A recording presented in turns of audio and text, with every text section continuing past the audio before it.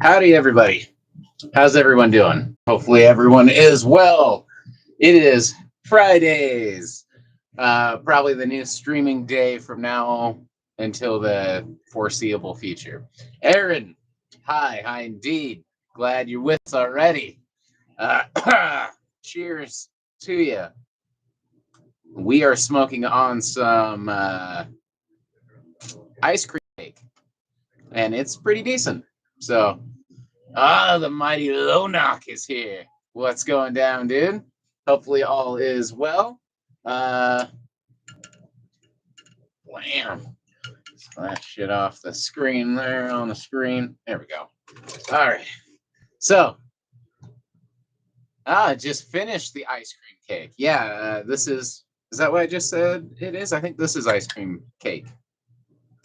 Now I'm fucking it up. Or it's ice cream cake or ice cream sundae. I think it is ice cream cake. But yeah, some good stuff. A little bit of purple in there. Not too bad. Pretty good. Aaron is smoking on a mixture of some animal mints and some honey oil. Hey, when all else fails, lace it up. And he's got some OG 2.0, says Mr. Lonok. I've had some good mint stuff recently. That animal mint that Aaron was talking about. What was it? Can't remember. It's something. It was like a mint cookies or some shit like that, but it was fucking pretty badass. AK in the house. The weed I got says purple punch, purple sticky punch. That was one of the old school. If you've ever seen the movie Biohazard, that's the weed that he talks about smoking. Purple sticky punch, which makes me feel like it's one of the oldest named strains in a way. We got the cats. The cats are officially in the house. So, yeah, be prepared for that.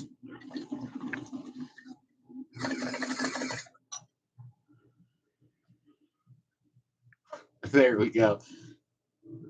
Yeah, I'm excited. I'm excited for a bunch of different weed. Where's my phone anywhere around here? Ziggy just lays like on my arm, so it's completely out of use. My homie just sent me a website with a bunch of seeds that he wants to get. So he's gonna get one. I think you get deal if you get more than one. So he wants me to get one or some shit like that. Either way, I'm looking at getting one too. Here we are. So most of them look like they're mixed with chem dog stuff. So what we got here? Oh, hey, look at this.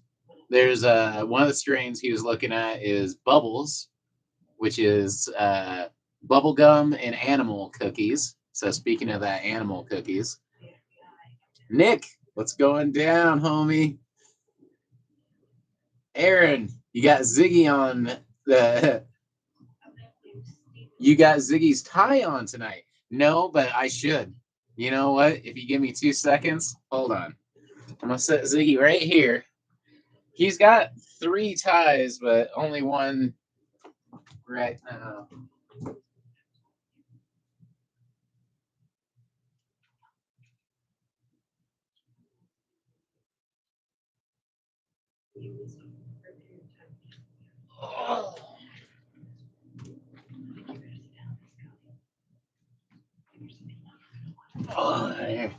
There's our buddy.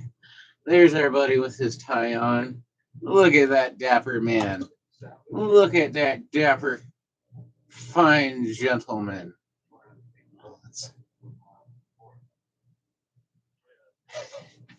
There he goes. Nick, it's been a long while, bro. I missed y'all. I missed you too. Mr. Ziggy says that you're late for those TPS reports that he had requested. Mr. Smart Ziggy. Yeah, no, Jeff. He instantly becomes smarter and more dapper, more professional. Yes, this is Dr. Zibbles. Dr. Ziggles will meet you now. Panda's looking very upset. Dadgummit, says Nick. I'll have them to you by tomorrow morning. Yeah, right. Those TPS reports. Yeah, that would be. Yeah, really good. Yeah, Aaron. He just needs some cool glass frames. I know. They have sunglasses for cats, which I've honestly thought about because he's so good about wearing his tie. See how much he loves his tie? There we go. At least I can see you guys now. Well, hello. But yes, some glass would be some little glasses would be cute too. I can't believe I've never taken more advantage of the fact that he's really good at wearing clothes. He does not give a shit. Panda, I wouldn't put a tie, a necklace, nothing on. She's just not built for that. Oh, there's the puppy. We got the puppy here, but you can't see the puppy because the cat has officially taken up the bottom half of the screen, bottom 3/4, but that's all right. Nick, got a bunch of good stuff to share on Instaman. Wait, got a lot of stuff to share on Instaman. You got a lot of stuff? That's cool. I'll have to check out some stuff. Do you want me? I don't know where my phone's at again. Oh, yeah. Oh, yeah. I was going to say, my homie, speaking of which, Aaron says, hi, Panda. Hi, Panda. Here's a pet from Aaron. That's from Aaron. What we got? Bubbles, Citron, Jelly Pie, which is grape pie and star dog. That doesn't sound too bad. Fruit punch, black sorbet, black glue, excuse me, Royal Chem, Bodega bubblegum, California Cannon, Western Grail, Texas Chem, Valley Chem, and Z Dog. Those are all ones that my homie's looking at, and he wants me to pick one out of those and to get with him, and we'll start growing one. So, oh, baked beans. Hey, Venom. I think it's funny. I love catching the streams and talking with you. Awesome. But every time I see your stream, I have to go to bed and get up early. This next dab is for you, though. Well, Mr. Ziggy, Dr. Ziggy.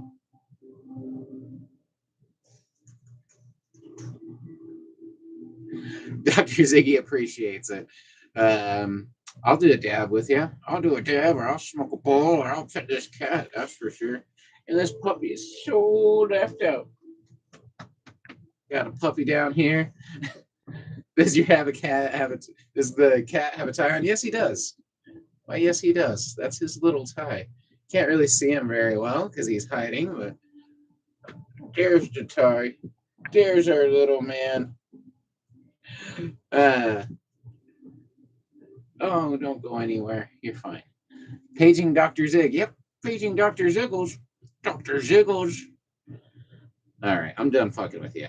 He's such a good trooper. You're such a trooper, buddy. But yeah, let's see. Baked beans. That's amazing. And Baked Beans also says it's love seeing your band do more stuff. That's sweet. Yes. I think the tour being the big thing that we accomplished was awesome. We have a festival at a bowling alley, which we've played the bowling alley before and love it, but there's going to be like 9 bands this time. So that'll be interesting. That's coming up in a couple weeks here. But yeah, shit's been okay. I slipped on the ice because it's been icy as fuck and fucked my knee up really bad, but hopefully I'm hoping by the time I do the show, it'll be okay. Might be not jumping around quite as much as I normally do. But everything's okay. I'm hanging in there somehow, some way. Just I'm really good at keeping right at the average, you know? Not good, not bad, not tall, not short, not fat, not heavy, not, you know what I mean? Just right in the middle of the country, right in the middle of time. I play the middle game.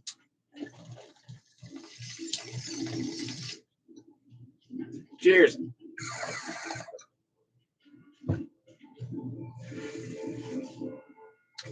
Beads just sent you a DM on Insta. And Nick says, "Ears Che. Ears Che and D. Hey, D. Deeds ins gay. Whatever. Cheers, everybody. Although that's cashed. So, we'll do a dab because we have this convenient little e-dabber right here. We are dabbing on my homie's homegrown stuff. Baked beans, I will definitely check your shit out. I got a new device I think you would definitely would like. If you want, I can look at and maybe possibly share it, depending on what it is and whatnot. All right, so look at all that stuff on Nick. Oh, okay, got a bunch from Nick. I'm trying to look at which ones today. All right, today. Ooh, there we go. So it'll have to be over the kitty. It's called a terp Suve. All right, so first off, I didn't realize that Nick has some stuff on here, so here's to Nick.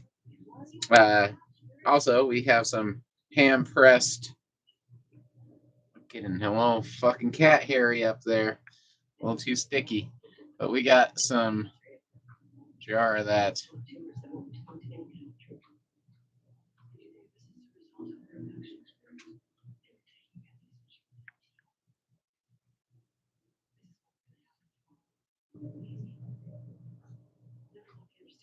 There we go. Anyway, baked beans, smoking on some flour made rosin myself. Yes, this is flour made.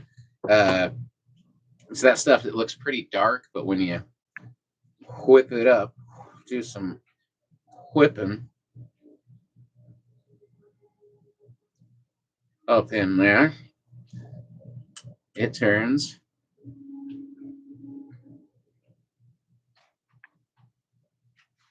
a lot more gold looking. So, yes, this is my homie's pressed flour. Super nice still. My grow is going quite well. I have a bunch of pictures of my own to share tonight. So, a lot of pictures tonight. So, if you want, please, everybody, anybody, send me some pictures on Instagram. The name is the same as the YouTube channel, Venom 420, spelled out for. And yeah, send some pictures. We'll share them up. I got some pictures from Nick, but before we do, let's get a dab in for everybody. All right, Aaron, I got a new funky glass tip today. And we'll send you a picture of what I got. It's UV reactive. That actually sounds sick as fuck.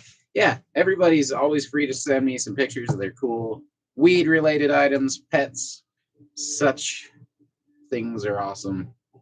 It's a little show and tell that I haven't done in a while, actually, on this show. So, yeah, please feel free. Aaron sent us a photo of it. Awesome. Nick, and a Charlie pick, and is the cherry on top, definitely. Grew some CBD bud over the summer and still got some left, which is cool. God, I was looking at the shit on how auto flowers are made and all this stuff. And there was this third kind of, so there's cannabis, there's sativa, indica, and something with an R.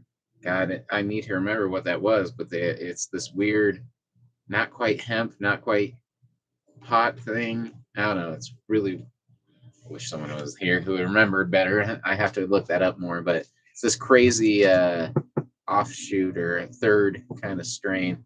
Really neat, but that would be cool to grow. Baked beans. But yeah, the TSV is basically a heat gun with a shroud that allows you to sit your banger in it. Okay, that's kind of cool. Heats your banger without a torch, all hands free. Awesome. But you need to set the temp. So, wait, but you can set the temp so you can pull the banger off and be the perfect temp. So maybe set it a little high. Or just it sets and then you take it off. That's where it's at. That's pretty dope. Heat guns are sick too. I have this banger somewhere. Did I put it away? I might have put it away because it's one of my more pricey bangers, really. But it's a Boro banger, so it's made of glass and it's made for a heat gun, and it's pretty cool looking. And it matches the dab rig I have. So one of the nicer things I have is a Boro banger. Not very common. Aaron, it's funny how Panda just knew you were live, and she's like, Dad, don't be on here without me. Dude, you have no idea. She never, ever, ever, ever lays right there unless I'm broadcasting. Period. I've never seen her lay there any other time. Not once. She always lays right over here, down here, where I kind of wish she would when I was broadcasting, because I don't want it's a lot of fur up here, and I don't want to. It's just dangerous. And sometimes she sits right there, and you can't see nothing. It's okay when she's laying there. She knows we're talking about her. All right. Nick, overload your feed with stuff. Yeah, no shit. That's what I need to do. It sounds like it'd be better. She knows. She does know too. She has to. She knows something's up. She knows I'm talking to somebody. Maybe she thinks I'm talking to her more than usual, and she's like, "Well, he's talking, so I need to be where he's talking." Baked beans. You got me to. I've got mine to where the moment I pull the banger off it, it's at 500, which is great temperature. And because I don't have cats, I can fortunately walk away and do other things is while the banger is the perfect temp and saves time. Yes, is the best spot for a kitty. Not gonna lie, it's a great spot. And I always one thing that keeps me in mind why maybe she doesn't usually lay on here any other time is because I usually have a bong or something right here, and I clean it off for the feed, so I can see you guys without being too obstructed. Like if it was just a bong in the middle, it would be kind of stupid. So she's like, "Oh, he's clearing off a spot. Clearly, he's making this happen." One day, I wish it wasn't too far in the future, but who knows at this point. I'll get a bigger place because I'm in a very small place. And I have, as I will show you here shortly, 4 grow rooms. I have a clone room, a mother room, and then 2 grow tents. So I got that. I mean, that alone is a huge amount of room. And then I have this room, which is my studio for the music, and I have the grow stuff now in here too. So I turned this closet right to the side of me. It's holding all my mothers, all the mother plants. So I have right now 2 clones of Fruity Pebbles. Oh, look at a puppy! You still get to see the puppy for just a moment.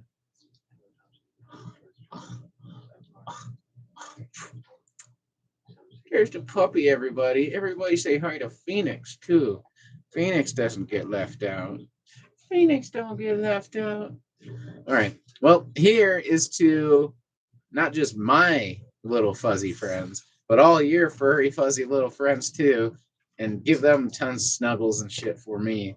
Because, yeah, we got a lot of little kittens and puppers and all right, so first off, I'll show you this stuff. This is some cat chocolate. Look at that.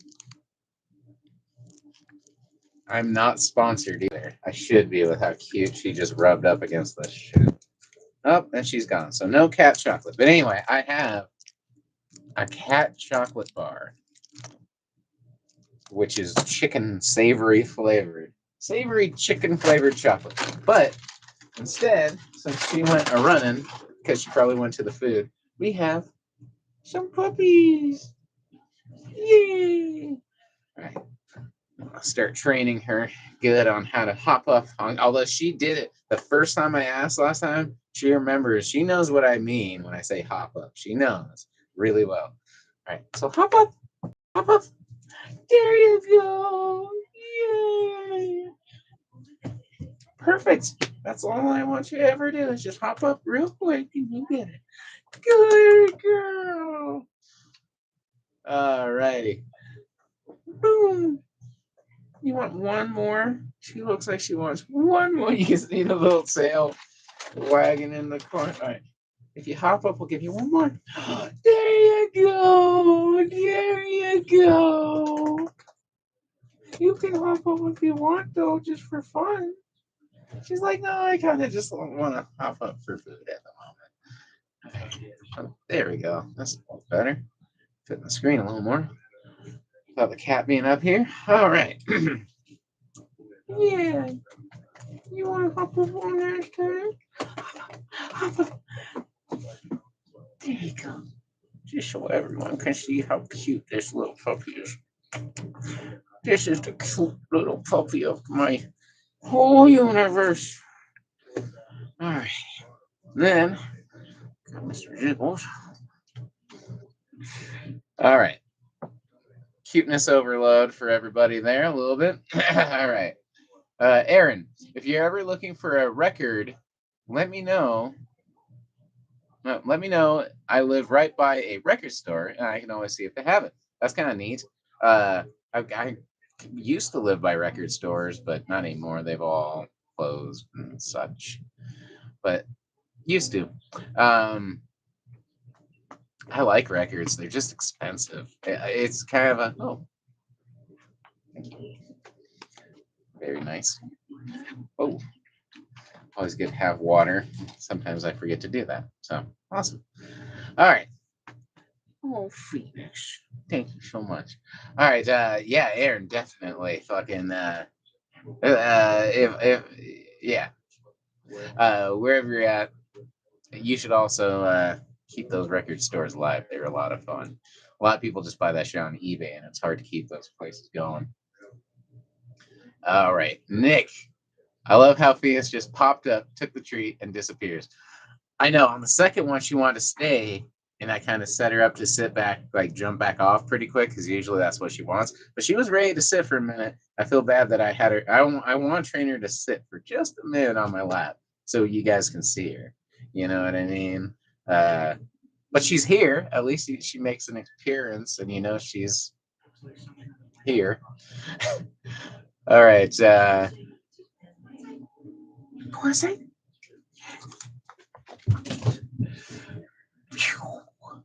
All right, baked beans. All right, I'm tuning in for the night. Turning in for the night. Hope y'all stay warm. Yeah, no shit. It's a lot warmer now in Colorado though, so I'm doing pretty good. It was 4. Shit was.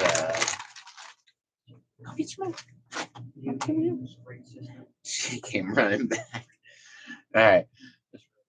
I bought my dad a Grateful Dead poster from the record store and a few albums, though, throughout. I'm pretty obsessed. Oh, look who it is. Boy, look who it is. If it ain't the cutest kid, I'm not pushing you off. I'm just petting you. I'm just petting you.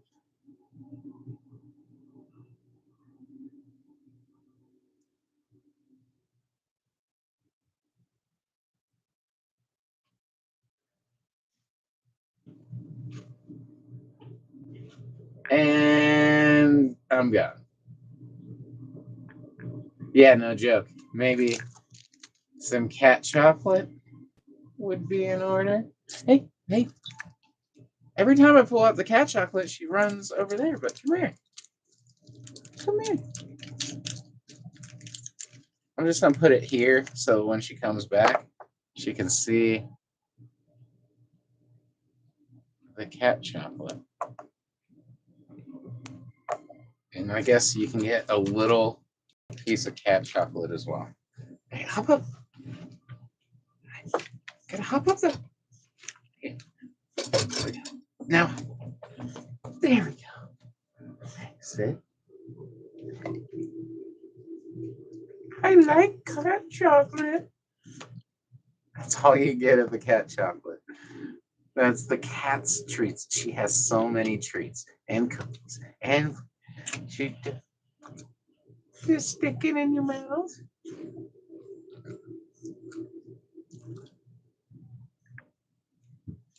Does it have cat nip in it? I hope not. I don't think so.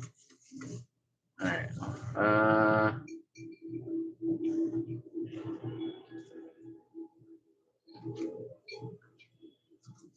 Doesn't say. I'm not giving you. Oh, here it is. Crude protein, crude fat, crude fiber, moisture. Has liver flavor, beef fat preserved with mixed taco ferrofolicus, hydrogenated oil, natural chicken flavor. Seems pretty safe.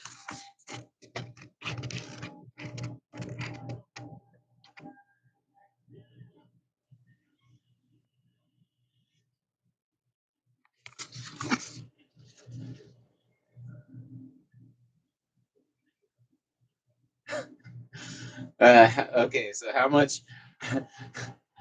Air says, how much would someone have to pay you to eat one? Well, eat one of it was a vegetarian cat chocolate. If it was vegetarian taco chocolate, I've seen it all. Yeah, right. Um, how much for me to eat one if it was vegetarian or if I didn't mind eating it? Chicken cat. I don't know, man. That's not my favorite idea. That sounds really gross, and I love chocolate, so sounds like it fucked me up pretty bad. But I know when I bought, not recent, very recently, I was buying something from the vet or from the pet store, so like cat food or some shit. It was no, it's dog treats. It was dog treats, and the ones I got were like dog cookies, but they looked really good. And the guy I was buying it from, he's like, "All right, I gotta tell you something." He's like, "So we bought a whole shitload of these for sale, right, for our dog." And he works there, so he's like, I got them like on clearance and on sale. So like, he's like, I had a shitload of them. And his, they, it was like snowing or some shit like that. And it's like, me and my wife got really, really stoned, and we had like no munchies in the house, and we had all these dog cookies. And finally, my wife, he's like, she said, "Fuck it, I'm eating one." And she started eating one. And she's like, "They're really good," and they fucking ate. He's like, I don't even want to tell you how many fucking stupid dog cookies him and his wife ate. It was very funny. I'm like, that's very open of you to tell me that. I don't know how how much I would admit to that, but good call. It was pretty funny. Well, there's Mr. Ziggles with his tie. There you are. Do you want some chocolate? Here's a piece of chocolate. Here's some chocolate, fatso. Uh, and then you drop it like a fat bastard.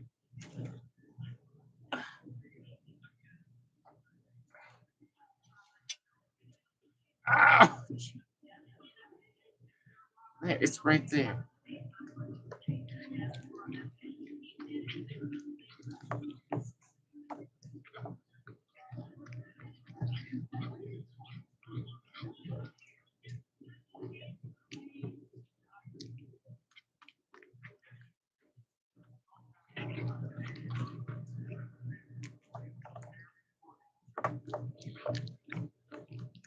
He has no teeth, the poor guy.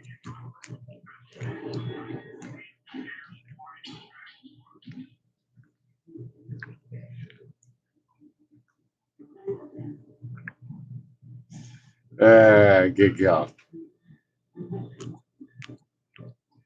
Nick, dude was a bit comfortable with admitting that. I'm telling you, I'm like, I mean, even if that happened, I don't know how quick I would admit it. Yeah, be a little bit quieter about it. Personally, I don't know. It was funny. The guy was funny, and I guess he's obviously a stoner, him and his wife. So it was funny. Let's get that mountain the other way. All right. Panda cat, super cute kitty. He's He's something else, that's for sure. Oh, there's Panda. I tried giving her some. Cheers, everybody.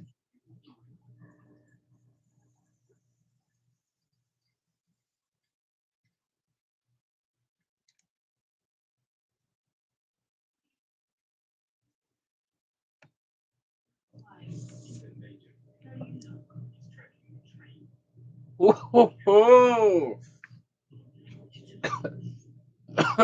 If he starts acting like a dog, you know why. Says Aaron. He is the most dog-like cat already. I know.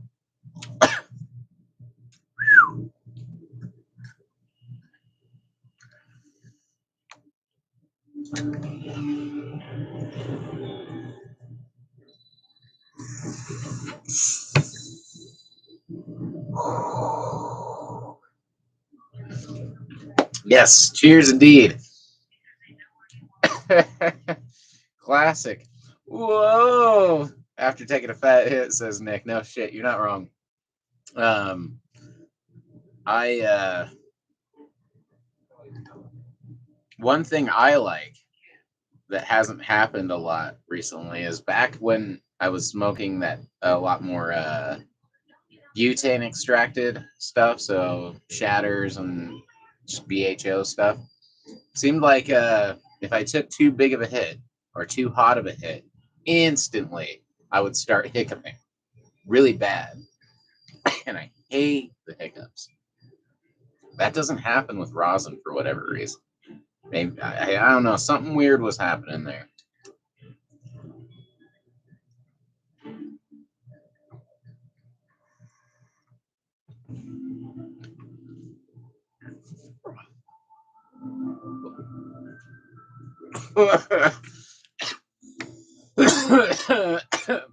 Aaron, the BH, no. Blueberry 420, Alpha 420, the Alpha 420. Yeah, is what I say. Is said. And then smoking on some Gush mints. Like I said, for some reason, I've had some really good mint stuff. I can't remember what it was recently, but I kind of like the mints. I like the apples. I like the limes. There was a key lime one recently. Just like they're different. Right now I'm growing another pretty classically fruity couple of flavors. So one's fruity pebbles, which I don't know yet, haven't tried, haven't smelled. The other one's tropical blizzard, but it's very citrusy, more in the orange citrus than the lemon, which is cool. Just as a mix up. I've had a lot of stuff that's been really lemony and fruity, and I'm growing two more lemony or like orange, citrusy and fruity ones. So, which is fine. They're cool, and if they're good, they're good. I don't care. But next grow I want to do, I would like to pick something with a little bit different, either mint, the apple ones. There was these apple ones I was smoking, and I'm like, that's just different. Someone on here knew the exact like terpene name for it, and that was cool. But I'm not that good. Neandercats. Woo! What's going on, man? Let's try and finish this huge dab.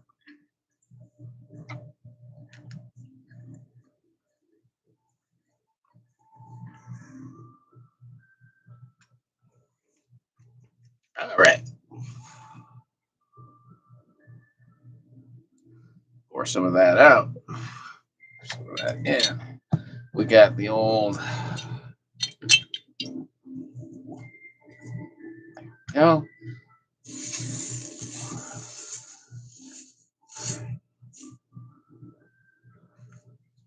There we go. Still really dirty. Got to clean this thing off. All right. There we go. Now, tie the old hair back a little bit, like a doofus. God, fucking gray like an old idiot. All right. So we are looking at Mr. Nick. If you are still with us, should be. There you are. A goofus. Yeah, that sounds about right. So, Nick, what we got here? Let's go. Yeah. That this way. I don't know. We'll figure that out as go. We are looking at. I don't know what we're looking at, but it looks damn fine. Looks pretty good to me. So some wheatage of some type. Oh, there's Charlie, but I think that was an old one. So now we're looking at his pipe and his tray, although can't really make out what those are. All right. Hey, I thought it was okay. Ooh, that's a fat wood there. I've been on the Grabbas recently, or Frontos. Ooh, nice clean bowl there too. Looking clean. The sad-faced lad says, "Hello, bro." Damn, looking good. Come on, focus back in on it. There it is. All right, there we go. All right, what we got? Ooh, more nuggage. Nice, clean. All your stuff's really clean, Nick. You're making me look bad. All my shit's so dirty. I don't know what type of weed we're looking at, but it looks frosty. It's looking frosty. Yeah, that's looking damn good. Nick, albino exotic, fire lady, moonberry, and some homegrown CBD grape jelly. Moonberry is the super purpley one. I'm guessing that one. God, my nails are so dirty. Don't mind my nasty nails. Don't even pay attention. Hey, the sad faced lad is from Mexico. I was just very close to Mexico in El Paso, which is like borderland to wherever. Hey, look at that little puppy. Look at that puppy. I like puppies.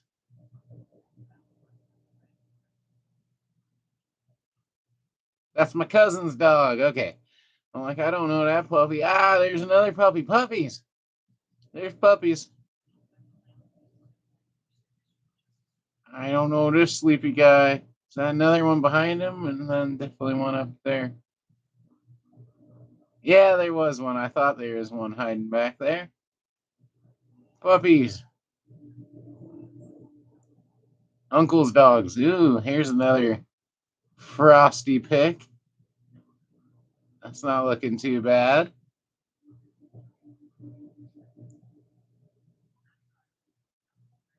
That's a crazy picture. The structure of that's all crazy.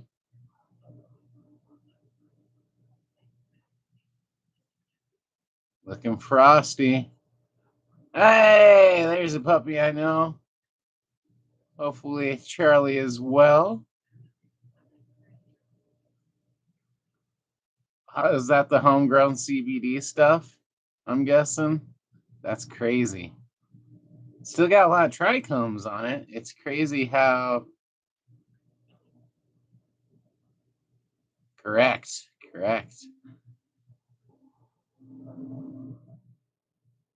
That's crazy.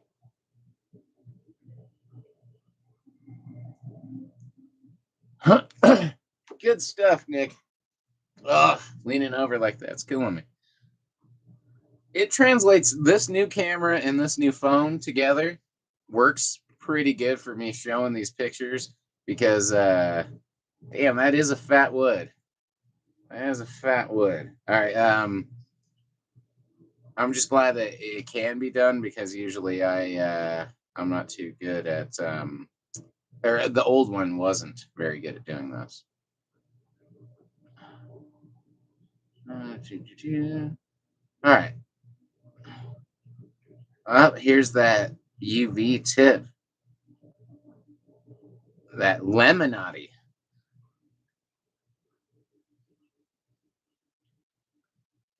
Those are pretty fresh.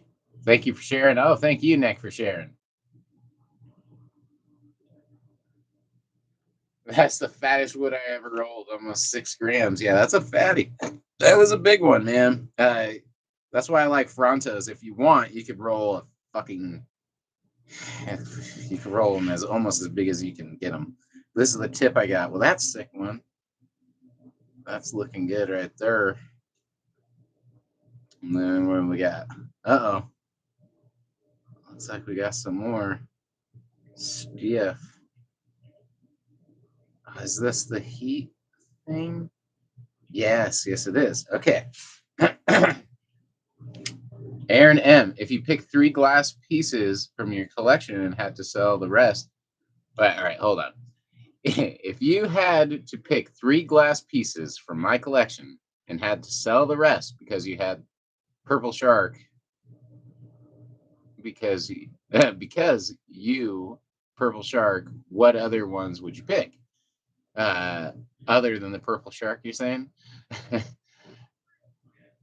Also, Nick took a mountain vacation to go to a winter festival. That sounds awesome. So, it's kind of like if you're asking me like my top 3 pieces that must be kept. Hard pick. But I know one. One would be the Chong Bong, without a doubt. 2 would probably be the skull bubbler that I've had from as long as I can remember. Oh, besides Aaron said besides the purple shark. Yeah. And then which the purple shark wouldn't be on my favorite list. Eventually I want to get a real one from Mako Glass, maybe custom done. Because if you're gonna spend thousands on that guy's glass, you might as well spend another grand and have him do a custom one, I say. Anyway, Chong Bong, that random skull bong that maybe no one knows, bubbler. Oh, man, I don't even know the third.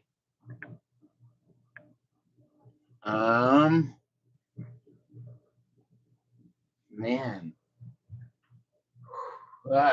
the smoking gun. So there was a gun that you put your mouth on and smoke out of the barrel, which doesn't seem very nice. You can get them at head shops almost anywhere for probably decently cheap. I bought that one when I went to Canada and brought it back, had it sent back with me. And so for that reason, it has huge sentimental value. So probably those 3. The smoking gun, Chong Bong, and then that. All of them are super old. They're just ones that have managed to make it like 15 to 20 years. So I'm like, God, that's got a lot of history. So I'd have to pick those. And I try to only smoke out of those on like kind of a little bit more rare occasions. Chong Bong, I almost never smoke out of. That skull bubbler has never been like on the list because it's very fragile and I just don't want it to fucking break. And yeah, and then the smoking gun I had on there for a while, but took it down because it just stopped working so well. But I gotta get that one re-going again. Oh yeah, Canada in Canada in yeah, I got it when I went to Vancouver, and I was God so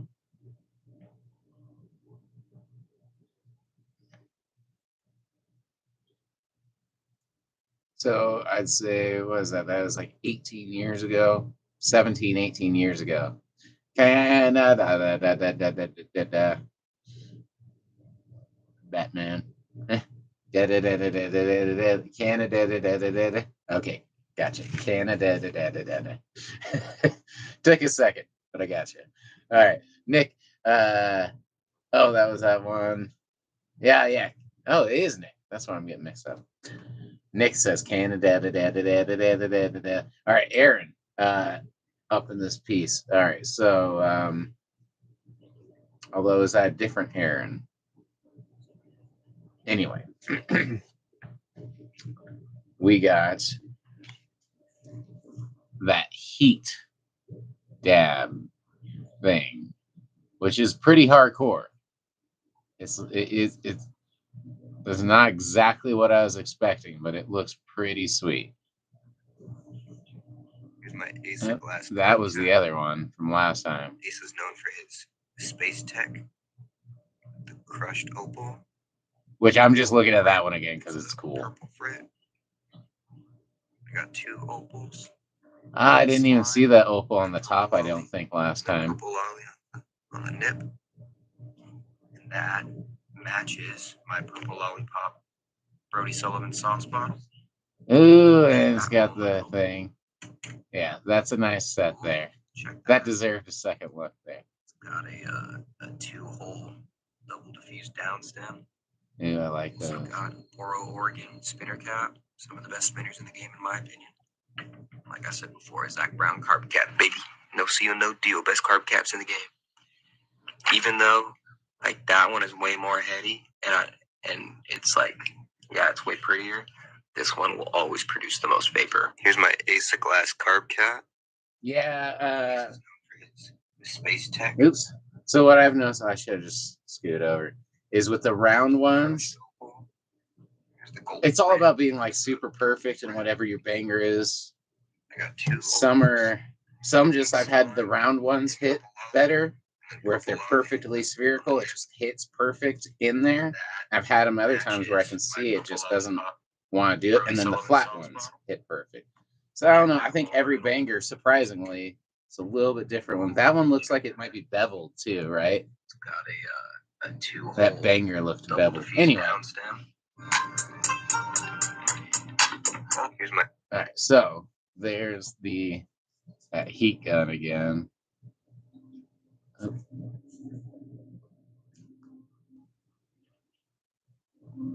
Yeah, there we go. So heat gun.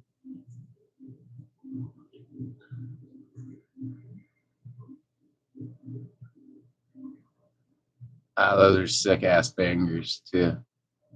And banger holder.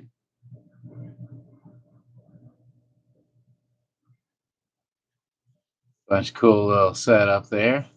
And then popping the banger in the heat gun like that, which is cool. Like you said, no cats, so you can just walk away. Although if I had a table that crowded, usually they stay off my super crowded stuff. So that's awesome though. Good stuff. That thing looks dope as shit. It's very tall, so it's cool you have like the shelf thing to like put it on. That's dope. If you haven't got problems, I go back these. All right. Bam. Then eventually we will get to my gross stuff.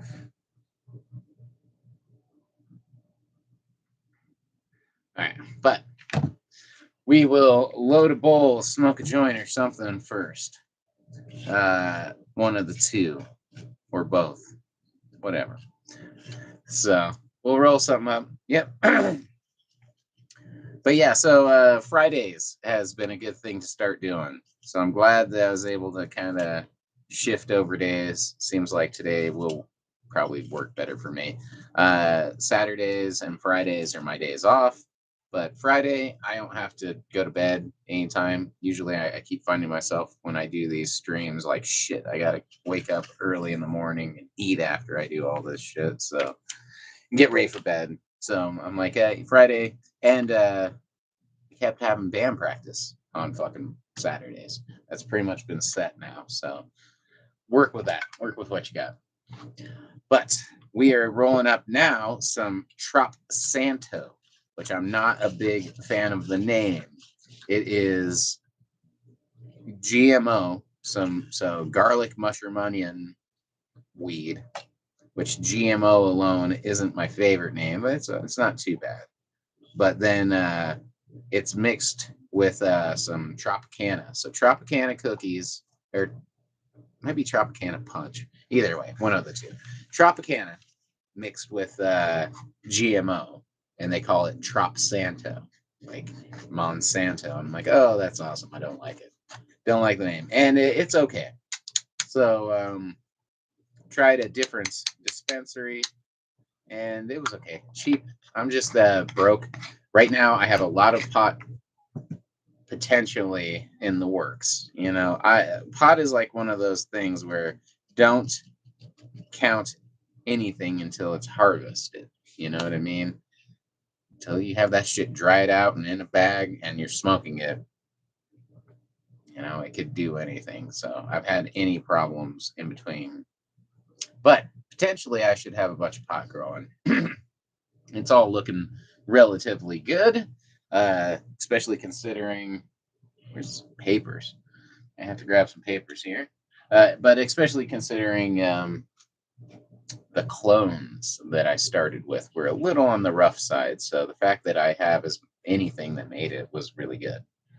All right, so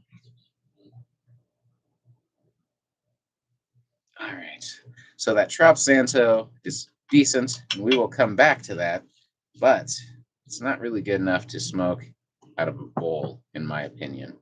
More like joint weed. This stuff has some nice purple hues. Can't really see it.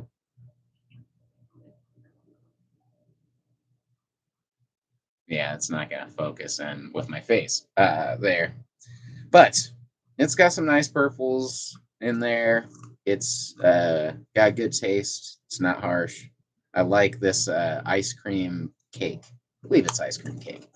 It's doing good. So let's just smoke a bowl of that because I don't want to go and get papers at the moment from the other room. But we got that. Nick, I'm going to try and make another CBD batch this summer and spring and summer. Is there a reason you're doing the CBD in particular? It's my first grow. I think I can do better. Well, hopefully every time you grow does better. The only time I've had setbacks is either from doing like a change that didn't do well or like you know problems. But every time everything goes good, usually I have improvements. But I'm constantly changing my whole fucking everything, dude. I'm still in a constant learning phase on growing weed now, just because I've changed a lot of things. You know, I had very good success at keeping it super simple. So I did for a very long time, but I just expand in little ways. Biggest one was changing over lights to LEDs. I changed over into grow tents as opposed to growing in a room. Uh, that I've done both. I like grow tents. It has its ups and downs.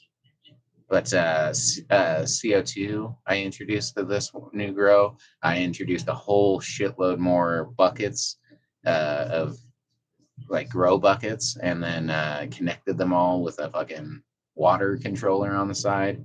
That's all new. Everything's much more automated now, and I'm trying to have a grow like different sections for them now. So I'm trying to do it like I've been wanting to for a while.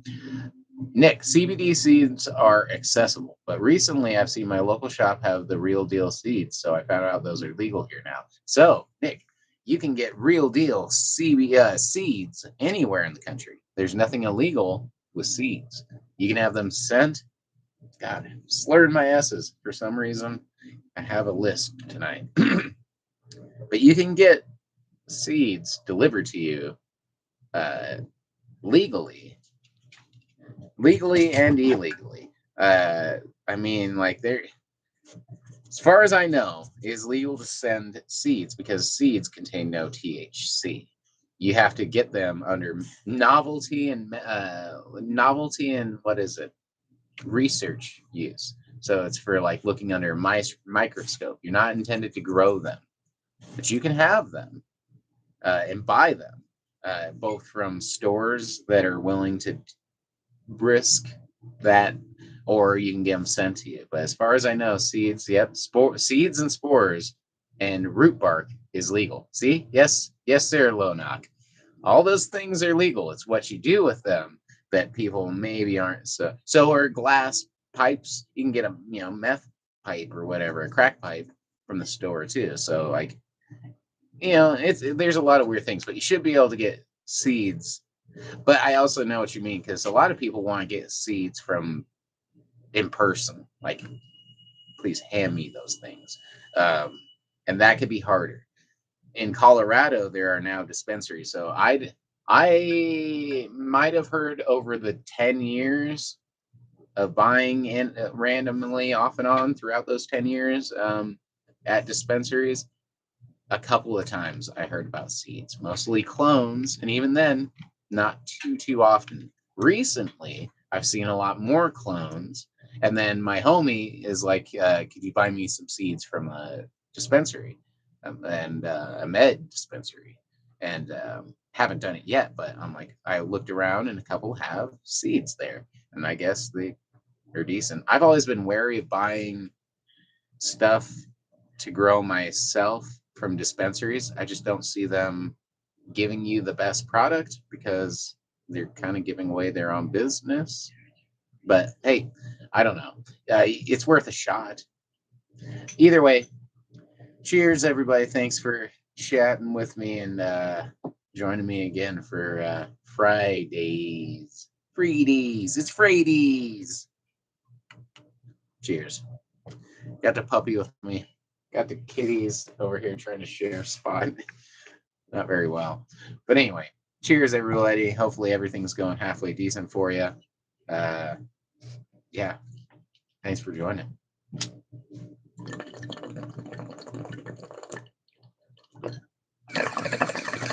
I got my grow I wanted to show too. Load up. Cheers. Cheers indeed.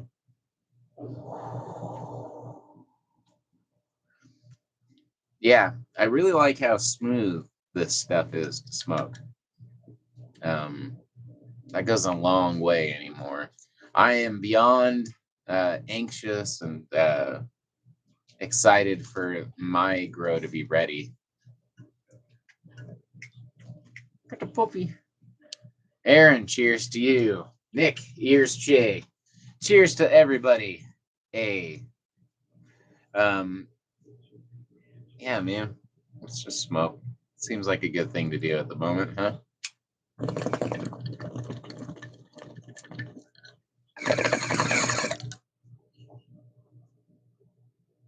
Yeah, I've been taking it easy a little bit.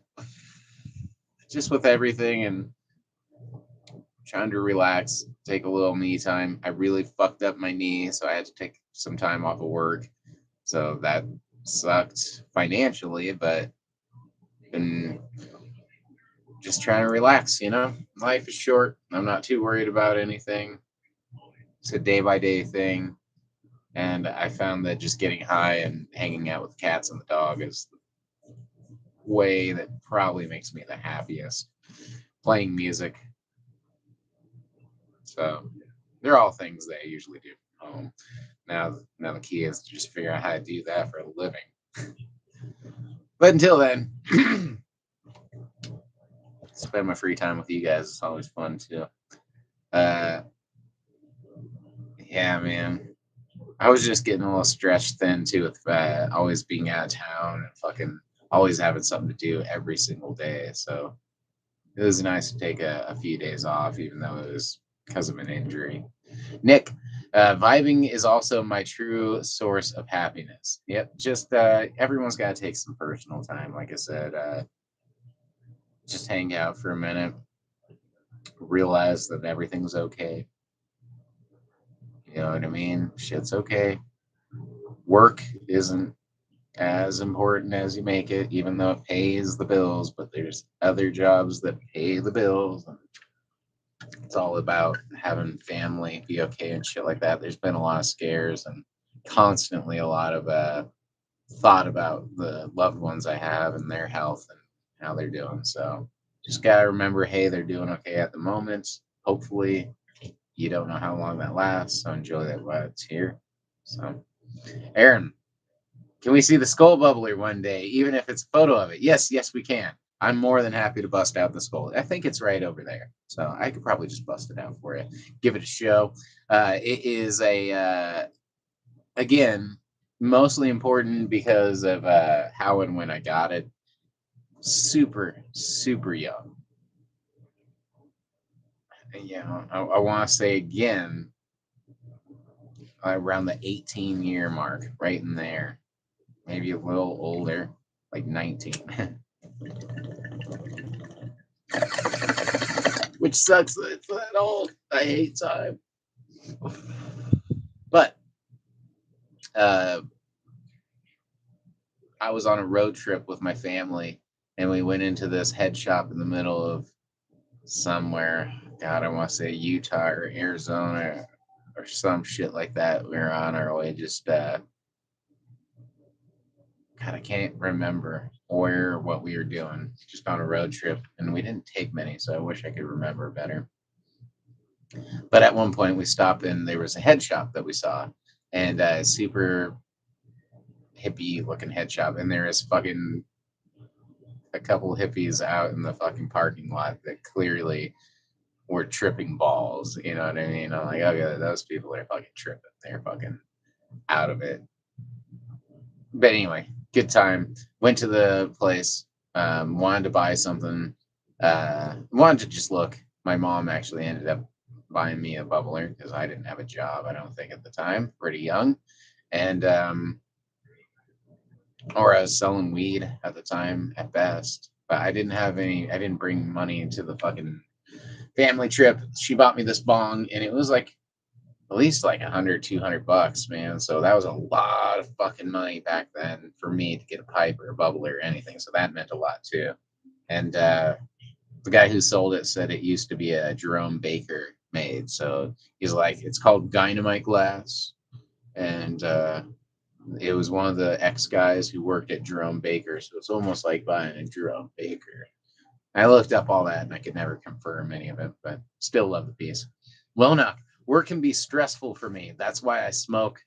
That's why smoking streams help me forget about work. Nah, no shit. Um, Anything to kind of take your mind off work is always a nice thing. Anymore, I'm so out of it at work. I'm so not paying attention. Finally got a fucking raise after fucking like 6 months of being told I was gonna get one. So trying to get a little bit more fucking happy about that, but whatever. Jesus, what's good? How are you? How you been? I've been hanging in there. I've been, like I said, trying to really fucking stay more positive about shit. Aaron, that's cool. Hell yeah.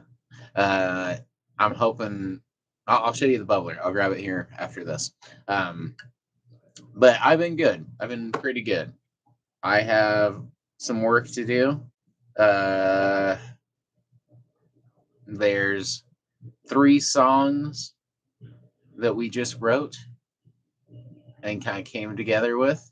Uh, we're doing at least 2 or 3 of them on the 18th, which means I have to really start working and honing in the lyrics to those.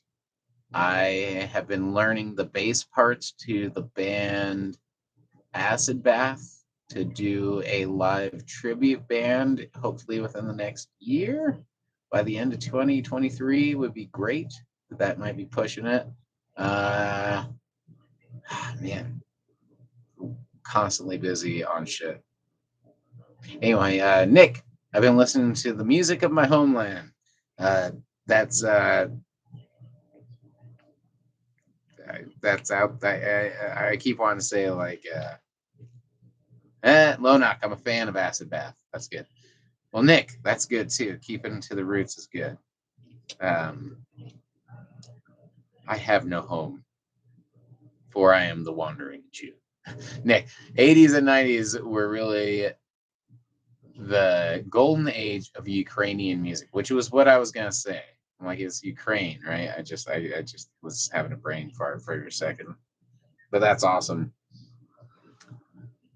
Uh, I I need to get better about listening to music and stuff at work. Um, I'm always listening to music, but it's kind of that same rotation. I need to start listening to new music again, or excuse me, or I need to start listening to. God damn it! I was listening to lectures. I was listening to fucking. not podcasts, books on tape, audiobooks. God damn it, brain fart. But Jesus, keeping busy is good to hear. Creating music has always been a beautiful thing. Yes, a huge thing for me. Lyrics is just hard though. It can be really hard, and the best way to do it is to do it as relaxed as possible. And usually, the quickest, easiest, pumped out thing that you do is usually the best. You know, you work on things too hard, they kind of fall apart. It's one of those weird things like clay or something where it's like you do and mush, mush and push, and push, and mush, and mush, and push. It just falls apart. It feels like I don't know if clay is like that, but something like that. And it's hard. Although making music's fun, and like I said, I've been wanting to do more on that line recently of doing more making my own music. Not that I'm the most amazing musician, but it's fun to do. Nick, there's also a great anarchist, right? Not antichrist, no. Anarchist folk songs that come from there, which is kind of cool. I'm not anarchy's got a bad rap. Lonak, I wasn't to get when the kite string pops. I wanted to get when the pipe string pops signed on vinyl, but they were sold out. Yes, I saw that. Sammy was signing them. I follow Sammy on there. I did a video of Sammy, the guitarist from Acid Bath. He does a bunch of Q&As weekly, and I was following him for a while. I haven't seen him do one. He does them on and off, but talking into the ball. And yeah, see, that's what I was talking about earlier about having the front, having it right in front of you.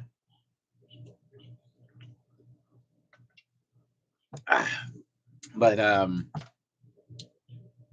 I asked him about touring, and I did a short little touring video, and it did. Yeah, I can see it. Kind of does look like that. Um, and he answered, and I thought it was very nice. And you know what? It was actually super, super helpful. The basic thing, the big ending of his little speech was just don't get discouraged and have a good time. Don't get discouraged, have a good time. And you know what? That's so important. And I wish I would have. It kept on hitting me in the head, but I wish it would have more. I was just pushed a little to my limit. Low Knock, yeah, I'm subscribed to Sammy too. Great music on there. Yeah, Sammy's a great guy too. I have walked past him as he was walking past me, and I tried to get him the like horns or something or point it, and I'm just like, I wish I could talk to you, but like there's like 10 people with him like already, like he was very popular at the moment, and I was walking the other way, and I didn't want to just turn around and start. But I did see him. Great guy. Nick, it's just a really strange looking microphone. That's what I'll say when I get arrested. It's just a really strange looking microphone, but I swear, this guy, that's a stage prop. Aaron, don't forget about the bubbler a few minutes ago. So I will right now, or I'll just forget it. I'm not gonna smoke out of it though because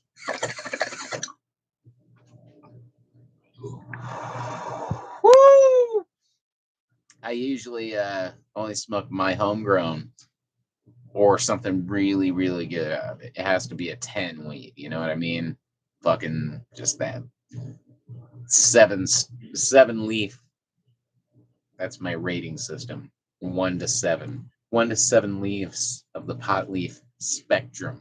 Has to be a 6 or a 7 on there.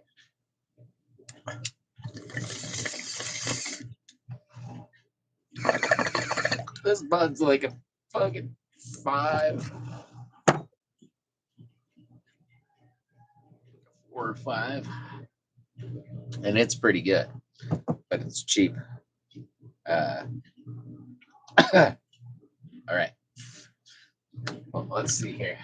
Oh man, those cats are sleeping so cute. Where are you? Oh yeah, it's not far. It's not too bad.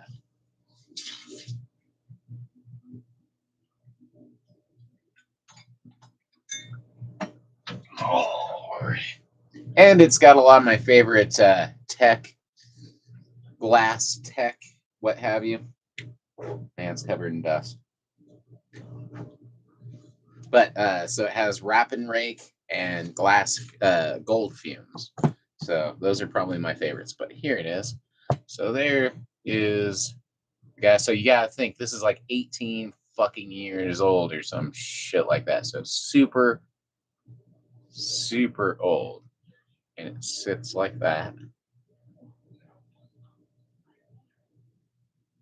And its name is Morty. Morty the Bubbler. Mortimer. And this is also Morty. This maybe this is Mort because this one's much older. But yeah, it's got the stiletto high heel feel for me, which is cool, except for it is hollow and it always seems to get crap in there, which always kind of bothers me. And water gets in there too, which also kind of bothers me. I wish it in retrospect it'd be awesome, but this was way ahead of its time. If it just had one more hollow tube that connected it, so you could circulate it, it'd be really cool. But for the time, again, like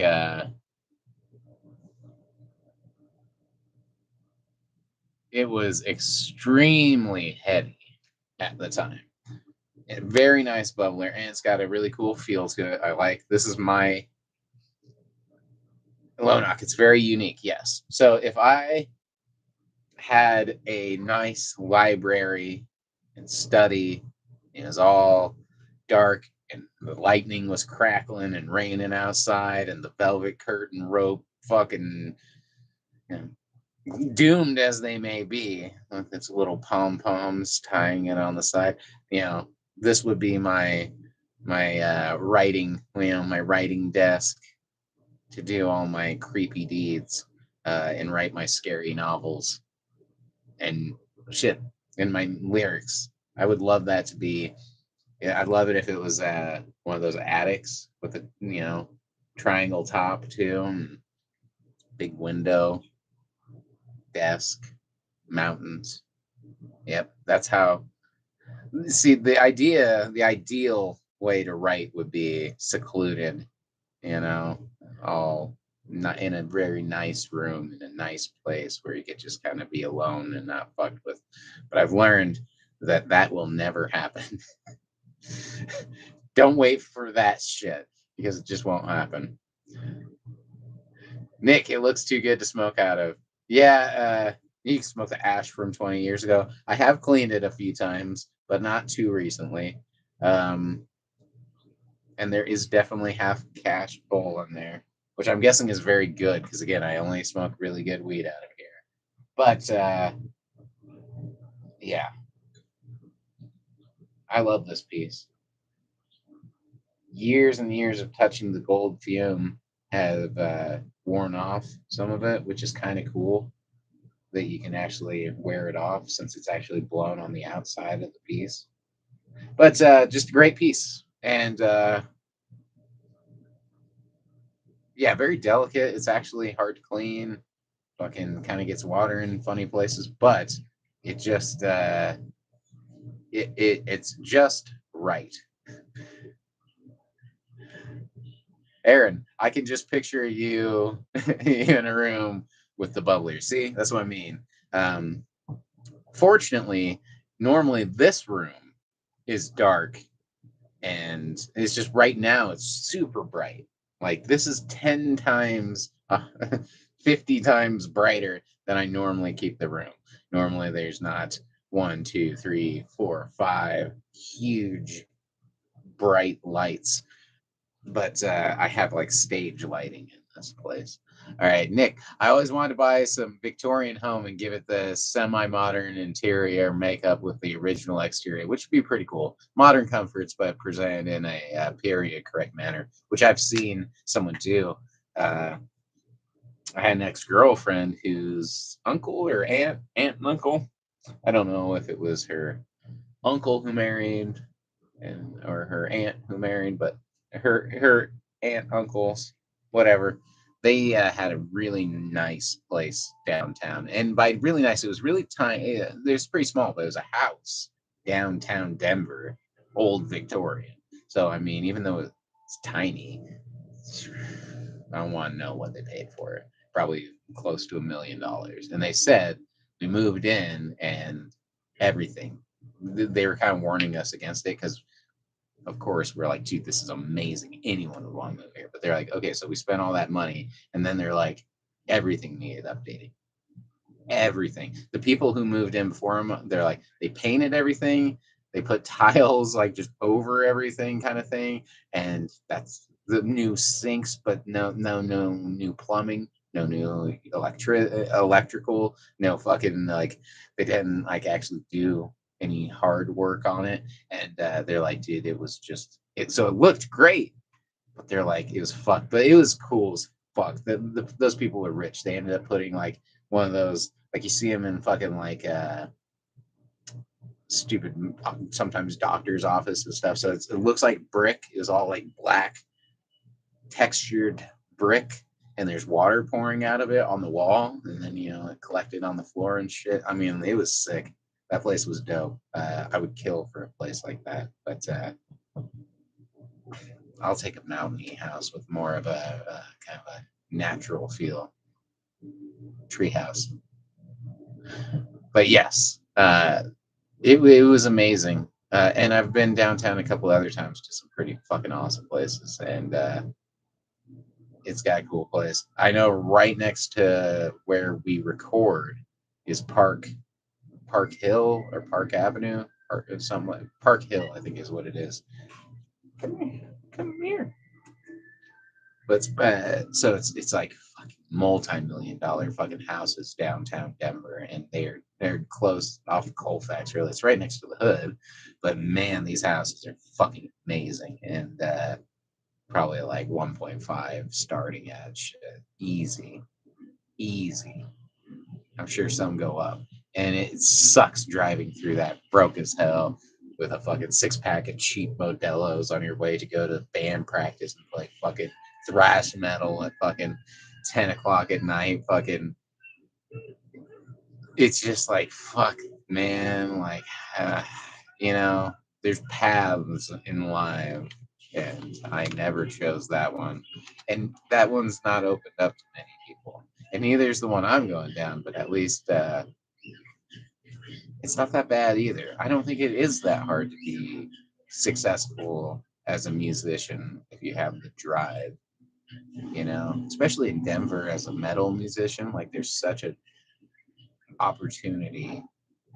I wish it was better. I wish it was 10, 15 years ago, at least, when there was even more of an opportunity, but still a great place. And like, I don't know, all these things are good. Same with the show. Show would be more, it's all about being new. Uh, that sure helps on building up things.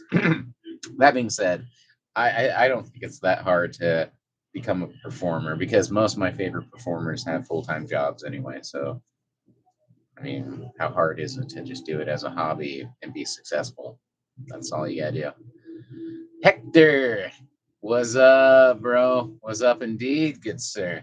Let's do a DM. Feel like doing a dab, and then I'm gonna put this away and quit packing it down like I'm Sherlock Holmes, and then just want to put it somewhere safe too. There we go, nice and safe. All right, behind glass, shut the glass. Yeah, yeah, that's a good one. All right, Nick. Anyway, so I'm going to bed. Got to go to work tomorrow. Nick, you have a good one. If you end up playing games for a few hours and can't sleep, we'll see you. No, just joking. Uh, it's nice not having work tomorrow for me. Normally when I stream, I'm that's always in the back of my mind is fuck, I gotta think about that. So it's nice not to have to do that tonight. But I am going to get some papers to roll a big old fatty, And cheers to you, Nick. Cheers to everybody. Uh, stay hydrated here.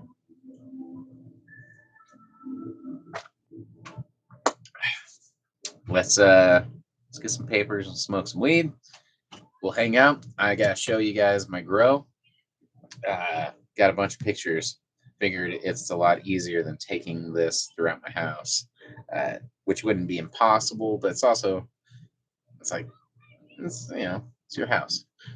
Aaron Venom, you heard that Ozzy retired.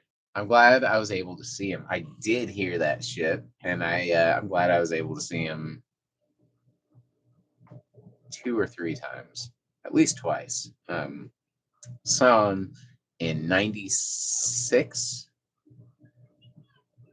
96, end of 96, early 97. Oh, yeah, it was, I saw him New Year's Day, New Year's Eve, 1996.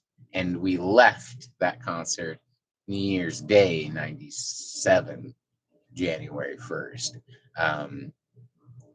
Yeah, December 31st we went in. So and it was Korn was opening up for Ozzy Osbourne for their Life is Peachy tour, and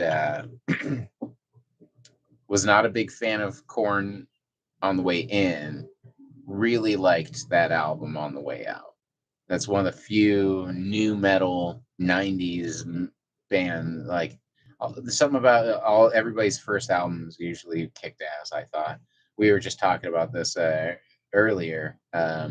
My girlfriend, but Aaron, yeah, I saw Korn on their Life Is Peachy tour, which was their second album. I thought it was their first, but their first was their self-titled.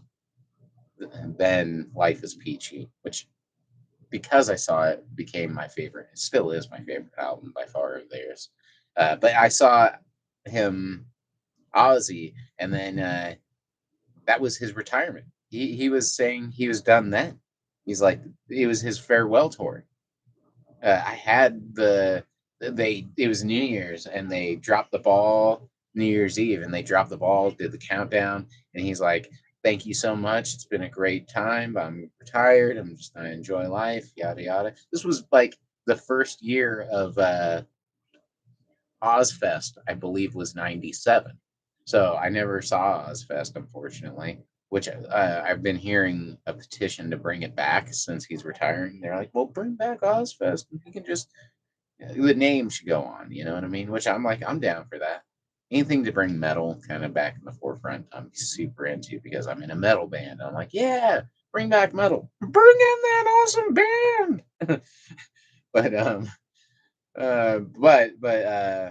Aaron, was Ozzy out of his mind that concert? It's a little. I was very young, super young. I definitely remember the last time I saw him, which was his farewell for Black Sabbath, which I'm glad I saw that too, even though I was pretty far up.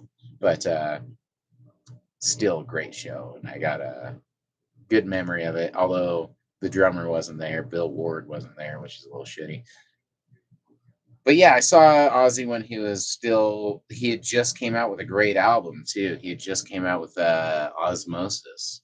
And fucking I love that album, both again because I saw it and it's a good album. It really reminds me of my dad and my childhood and shit like that. So but he said he was quitting back in '97, fucking 30 years later. Yeah, so not that he isn't going to now. It's just kind of funny. He is one of the many people who have done like multiple goodbye tours. I saw Nine Inch Nails do a goodbye tour in 2007, 2008, somewhere in those. I have the T-shirt. I believe it's 2000, at latest 2009. I think it's 2007 or some shit like that. And the shirt says "A Wave Goodbye, Nine Inch Nails Farewell Tour."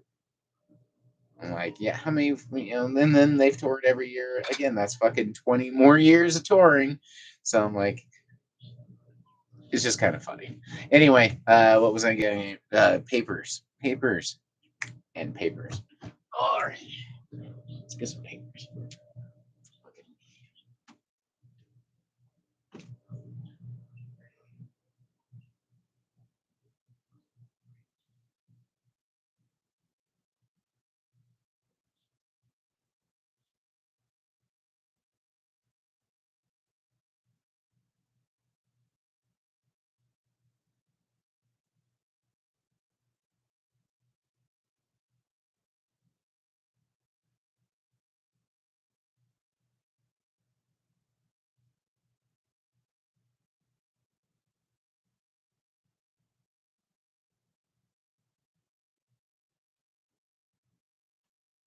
Alrighty. Volume. There. There. Alright. So we will roll up and we will roll down. Don't know exactly what that means, but we'll do it. Alright.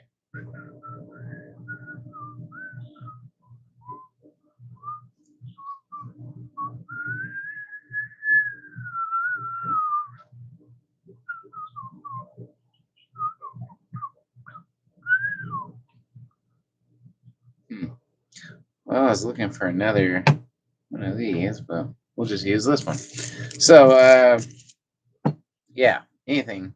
Anyway, things have been okay. Like I said, I've been a little busy, which is good. Keeps me occupied and sane. The worst part is I really fucked up my knee, but hopefully that won't be too bad. I just got an MRI done today on that shit. Actually, uh, it's it's one fucking injury after another. Anyway, Lonak, I have some OCB hemp papers. I think they're the best. I'm a big fan of OCB. My girlfriend, personally, uh, that was her smokes of choice until I kind of got her on the raws, which I think they're very extremely comparable to the point where I really almost can't tell quite the difference. Although I haven't done like a back to back immediate test where it's like, I think the best way maybe to test that would be like just take the first hit off a joint of the exact same strain, one off of OCB, one off of raw, back to back, and because there's a lot of paper on that first hit, and just compare. But yeah, I'm a big fan. Those are really good. I used to also like Elements, and then I found out that Elements are owned by the same company as Raw, and they're very, very similar. So it's like, oh, well, that's why I probably like those. They're very similar. Aaron, even if Ozzy has to play in England and we watch it live, it's it's the same as him touring if that's what he decides to do. I doubt he will now. He finally had to admit he has Parkinson's, which he had for years. But that shit's no joke.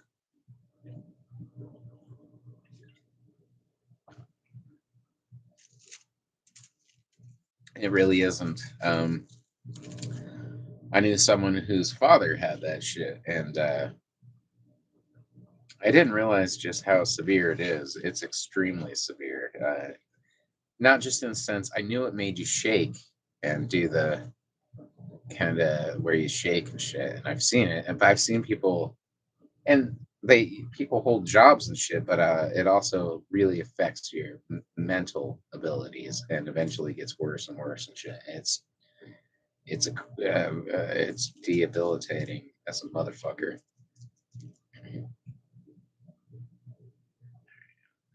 Yeah, okay. So it's crazy, and so I don't think Mr. Ozzy can pull it anymore. I personally always joked around in the sense that I always felt like Sharon was making him do all that shit anyway. But I never watched the show once, the Osbournes. Uh, that's actually when I lost interest in Ozzy. But he's still the OG. He still fucking was the front man for fucking Black Sabbath, which was metal music. Really, that's where a lot of that shit came from. Which was Iommi as much, but again, he was the front guy. He was the man, and I like some of his solo stuff, and I like a lot of shit, man. Fucking, I definitely have spent a lot of time with Ozzy, and there's some great music that I know very well of his. Aaron, he said he wants to try and figure out something, and he feels bad, which I'm sure, which he shouldn't. He shouldn't feel bad at all. People don't really fucking. I like to think that if you hit a certain age, unfortunately, it hits very much home as an older musician starting to try and do metal music. So there's like these age things that like things change and shit. So I mean, if you've been a successful musician for years and years and years, you can call it quits whenever you want, or you can keep going whenever you want. But there's no fucking harm, no foul in not doing it. Personally, I feel like it means you need money, and that's your, it just screams money. Just like when an actor keeps taking roles that aren't the best, at some point it screams they need money. When musicians keep making music that's good, that's one thing. But like, I don't know. I hadn't given too much of Ozzy's new music more than a couple listens to, but I did listen to like I think it's called like 13 or some shit like that he made, and like now it's been a long time ago, so another 10 years ago. But I keep trying to listen to some newer stuff, and none of his was sticking out too amazing. But again, when you've done it for years and years and years, you can keep it going for as long as you want. It's harder to start when you're really old. Aaron, I remember him saying that at one point, even if I have to be wheeled out, I will do it. Which, yeah, see, when you say shit like that, it gets harder because people remember that you say shit like that.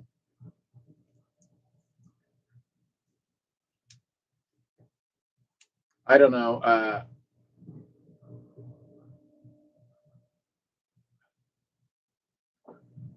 It's hard, you know.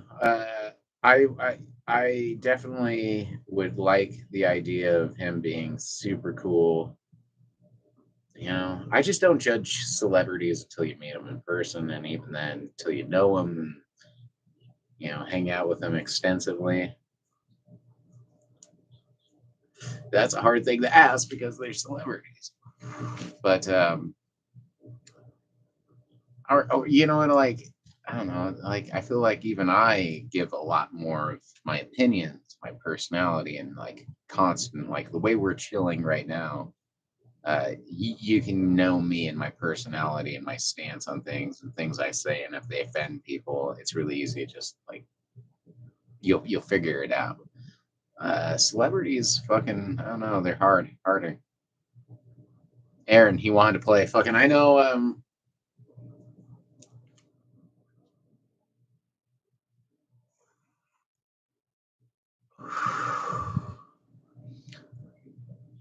There's a desire to do it. I was listening to Zach Wild talk about him sneaking Aussie beers recently on like a YouTube Loudwire or some shit like that. Fucking I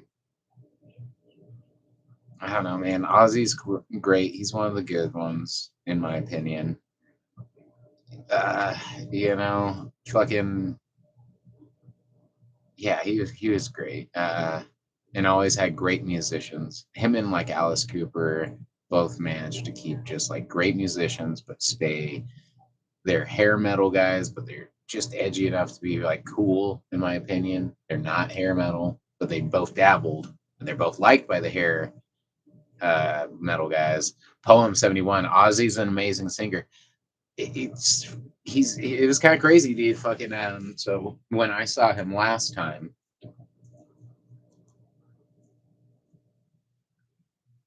Frankie, Steven Tyler. So I was just talking about Aerosmith with my band recently. Toys in the Attic is a great album. Uh, I don't love all the ballady stuff all that much, but they had some rockin' shit, dude. And Steven Tyler can sing, obviously. He's got the pipes to do it. Um, Personally, I'll take Ozzy over Steven Tyler by far, but I mean, there's things that Steven Tyler can do that Ozzy can't. So, Aaron, he lived life to the fullest. That's crazy. That's crazy stories. What was I gonna say? But Ozzy, last time I saw him, and this was maybe 5 years, 6 years ago, something like that, right before COVID. Dude looked like dude looks like he's a lady, and dude looks like a lady. And Sweet Emotion, his hits. I had big ones as a kid, still do. No, but the fucking album, big ones. greatest hits of Aerosmith, and had all of his hits, and that was I love that album as a kid. It's very not kid friendly, but kind of. It's also not like spooky music by any means. It's more the party music, closest thing to like party music that I would listen to back in the day. For hair metal, Aerosmith kind of did it right. Ozzy kind of did it right. Alice kind of did it right. That being said, I still would rather never listen to hair metal.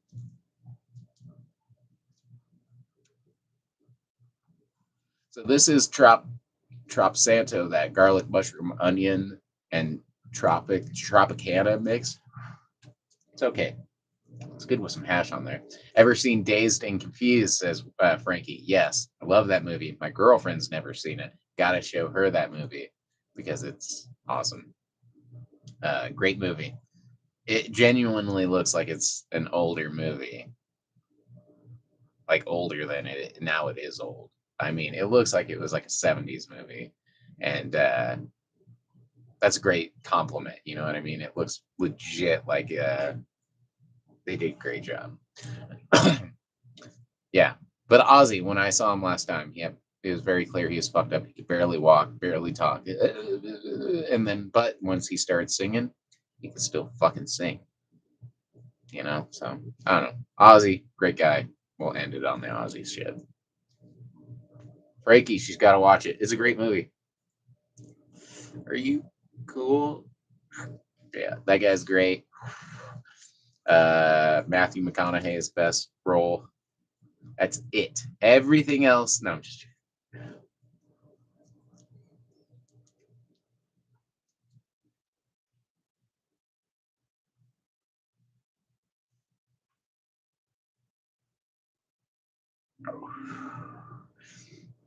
uh, Dazed and Confused is one of the great ones, though.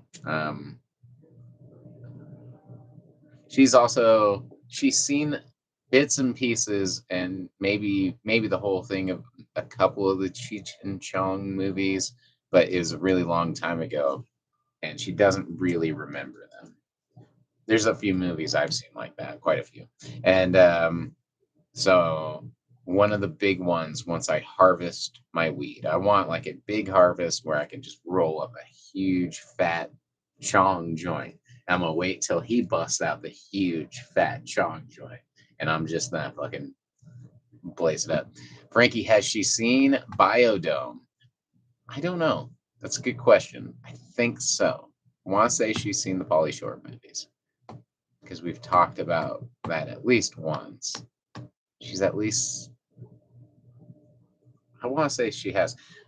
Biodome was a big reason why I wanted dreadlocks when I was a fucking kid, little tiny kid. So that's how long I've wanted dreads. Aaron, Dave's not here, man. Yes, he fucking Cheech and Chong.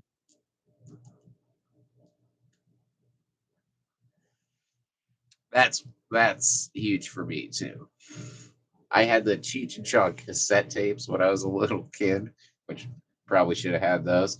And then the movies were great. I was gonna say there's like four great movies that they had. There's Up in Smoke, Nice Dreams, Next Movie, Still Smoking. Love those movies. So they have other ones. I'm just saying those are the ones I liked. Frankie, hell yeah, man, that's awesome. Doyle inspired you to get dreads. Yeah, as a kid, Biodome is hilarious. But seriously, funny enough, one of the first times I ever thought I'm like, I really want dreadlocks was when I saw Biodome when I was a child, straight child. So Aaron, great flick, Biodome. It is, and like someone was saying something about purple punch or purple punch, I think is what it was. I always think purple sticky punch from Biodome. I have the trilogy as well. His is which one was I just talking about again? Oh, the Cheech and Chong one, perhaps.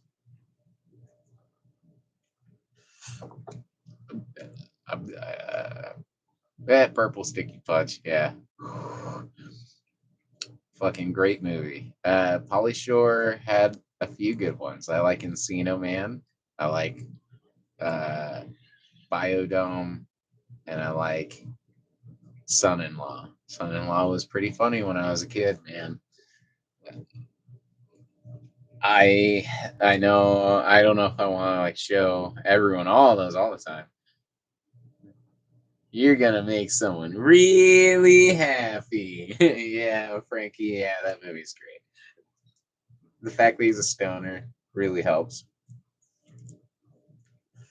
Helps make his whole thing a lot cooler. When you realize that he's stoned doing it, like, oh, okay, that's why he's the weasel.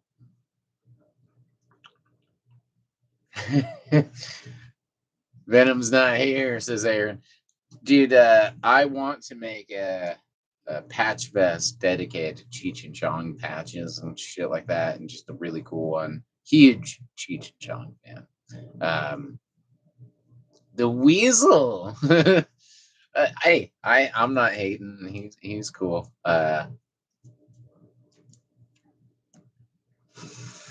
He was born into that shit, which is cool, but most people are, so can't hate on him for that. Uh, Cheech and Chong is fucking great. Those are the old school classics, man. Gotta check those out at least once. I just wish I had more time to watch shit and hang out and show her more movies. Uh, Jesus, why can't I even say a normal word right now? Pineapple Express caught me by surprise.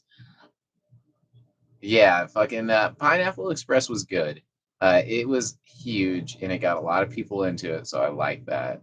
Uh, I feel like if I was a little younger, maybe it would have hit me a little bit harder. But I'd already watched so many. Most people hadn't watched How High and hadn't watched fucking Cheech and Chong, the Buddy Stoner, and Harold and Kumar. Like, there's already been a lot of Buddy ones, and then there's Pineapple Express, but I can't think of the name of the main guy and James Franco, Seth Rogen and James Franco. I know those guys. Royal Highness was pretty funny. I thought Royal Highness was equal. I thought those were at the same level, but they're both good. They're both really good. Frankie, did I ever watch Polly on MTV? I might have. Was it about him and like running his mom's show? I think I watched a couple episodes of that. Uh,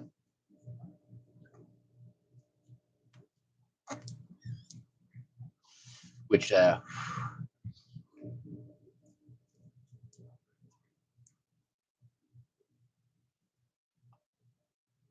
which was okay. I know his mom fucking ran that comedy store, which was crazy.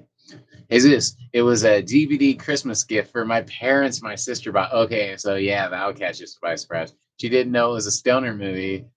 We were watching it together on Christmas. Oh man, kind of funny. Uh, Depending on how old you were, especially. Um, I know I knew someone who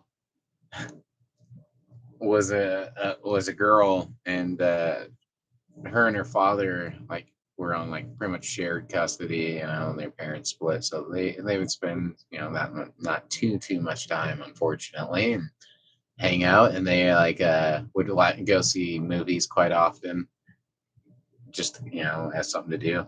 Anyway, they went and saw fucking Borat. Was it Borat? Yeah, I think it was Borat, and didn't know anything about it. But everyone's like, "Oh, it's the most popular comedy right now." It was Borat, and at some point, so she's like, maybe 15, 16, somewhere in there. I don't know if it's an 18 movie, so maybe 18 at the oldest, with her dad watching that shit. No, she had to be younger than that. So I'm like, that's another one that'll catch you off guard watching with your parents, and you're like, "Oh shit." Uh, uh, Frankie, would you consider Paulo a stoner, the alien Paul? Or would you consider Paul a stoner movie? The alien Paul. I don't know if I've seen Paul. Don't know if I've seen it. Is it recent or I don't know. I was wondering if I considered Pauly Shore movies stoner movies. And I'm like, yeah, definitely Biodome is kind of a stoner movie. They all make more sense when he talks about getting stoned. I'm like, okay, that's better. Aaron and Borat, which I've still never seen Borat all the way through, but I know enough about it to know that it's not a movie you want to watch with your fucking super young daughter. Borat 2 is funny. I watched what's that show? The Ollie G show, and I watched the Ollie G movie, and then the Ollie G show had Borat segments in it. So I've seen Borat do skits, but I've never seen the whole movie of him. But I like Sasha Baron Cohen or whatever his name. Frankie, not Pauly Shore. Yeah, see, I didn't think so. So it's totally off topic. So I don't think I've seen the movie Paul.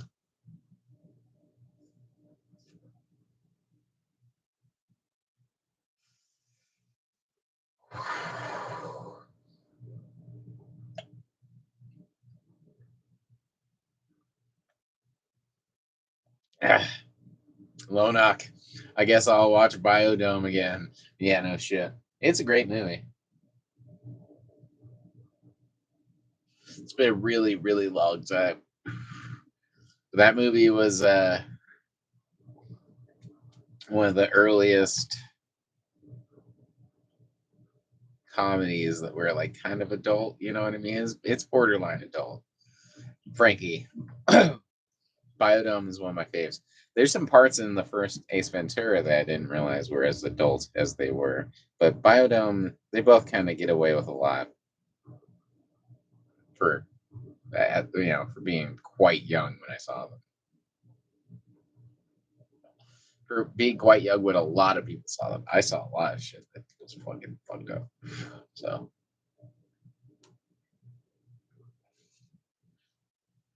all right.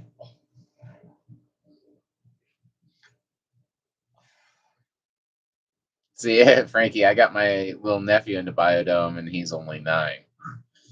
See, so like I said, it's adult-ish, I guess, but it's not at all. Totally, it's immature.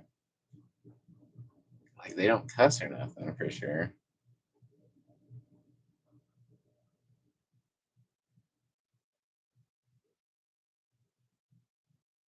All right.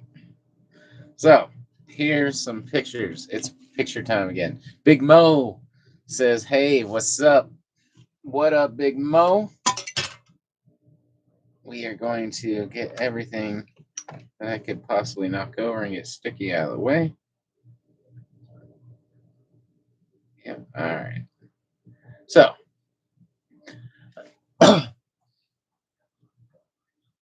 there we are.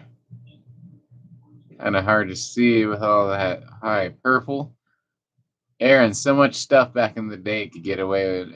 You could get away with the movies, but not now. Yeah, that's not wrong. Big Mo, party on Venom, party on Wayne. Speaking of older movies, Frankie, I consider Biodome a PG stoner movie, like Bill and Ted are a PG. Yeah, that's a pretty good way of looking at it. I like that. Uh, all right, so here we go. I think I'm going the right way. We got some kitties. We got the pot plants. So that the purple is the color of the room. The lights on them are purple. That's not like a filter. Oh,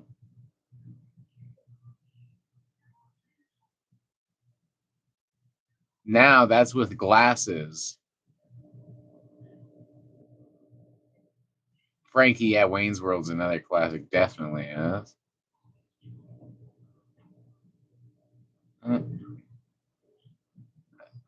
Thought I had more of him eating that, but so there's grow room number 1, and you'll see that there's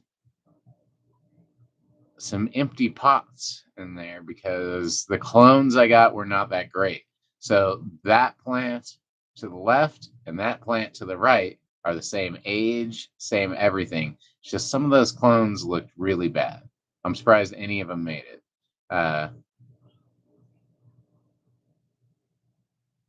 Frankie Washburn. Evil Bong is an X-rated stoner movie. Pretty close, huh? Yeah, Lord Frybread. X-rated stoner movie. Yeah, I don't know about X-rated. Yeah. I think that Frankie's got probably one of the best suggestions for you. There's probably the most nudity and violence in the Evil Bong series. Aaron, if you're going to spew into the cup. Lord Frybread, have not grown before. Don't know if I ever will. You should, if you can. Don't have to go all out by any means.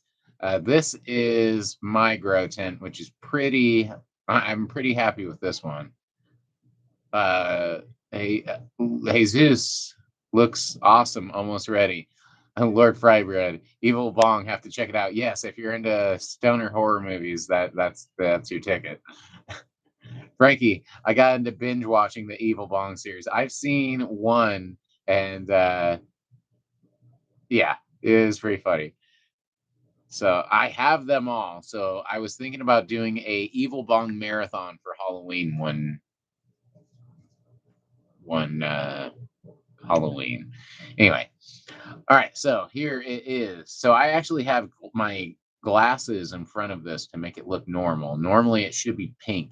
You can kind of see on the reflection on the floor where it's still pink. Like normally this is pink light, but anyway. So and what was it? Jesus, awesome. Looks almost ready. In fact, too ready.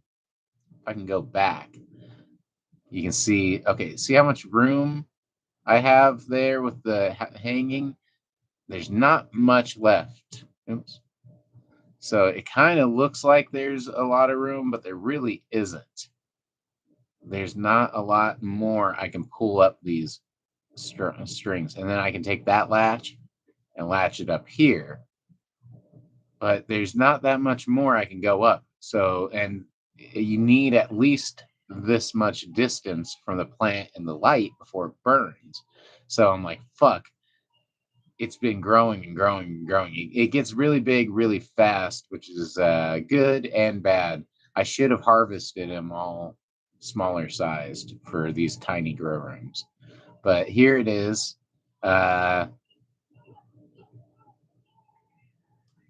So there we go. Blam. But look at all the colas we got going then. How big do you expect it'll get? So they can get as good. And Frankie, Evil Bong Marathon sounds dope. That's good. How big do you expect it to get? So I'm hoping it won't get too much bigger. There's a cat there. I'm hoping they won't get too much bigger because again, there's not too much room there. That one again. Big Mo, yeah, cat saying hey. But it's filling up. So that is technically 4 plants. So that one I'm looking at right there is one of the plants that is quite a bit smaller.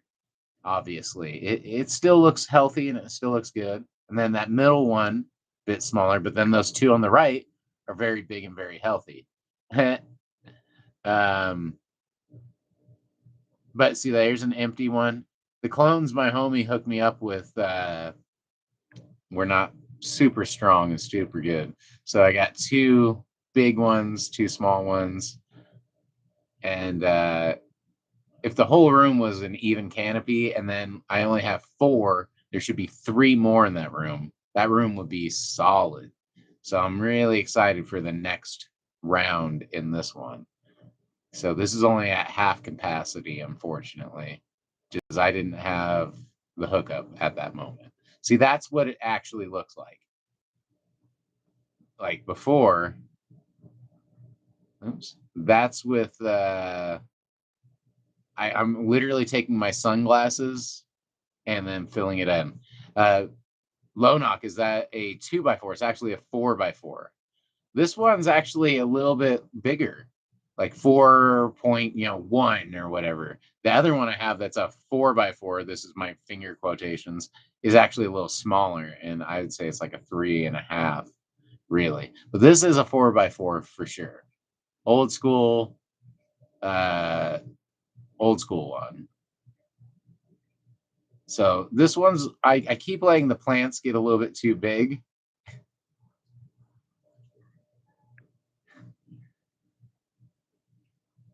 But he helps me keep them trimmed back a little bit, you know what I mean? uh, so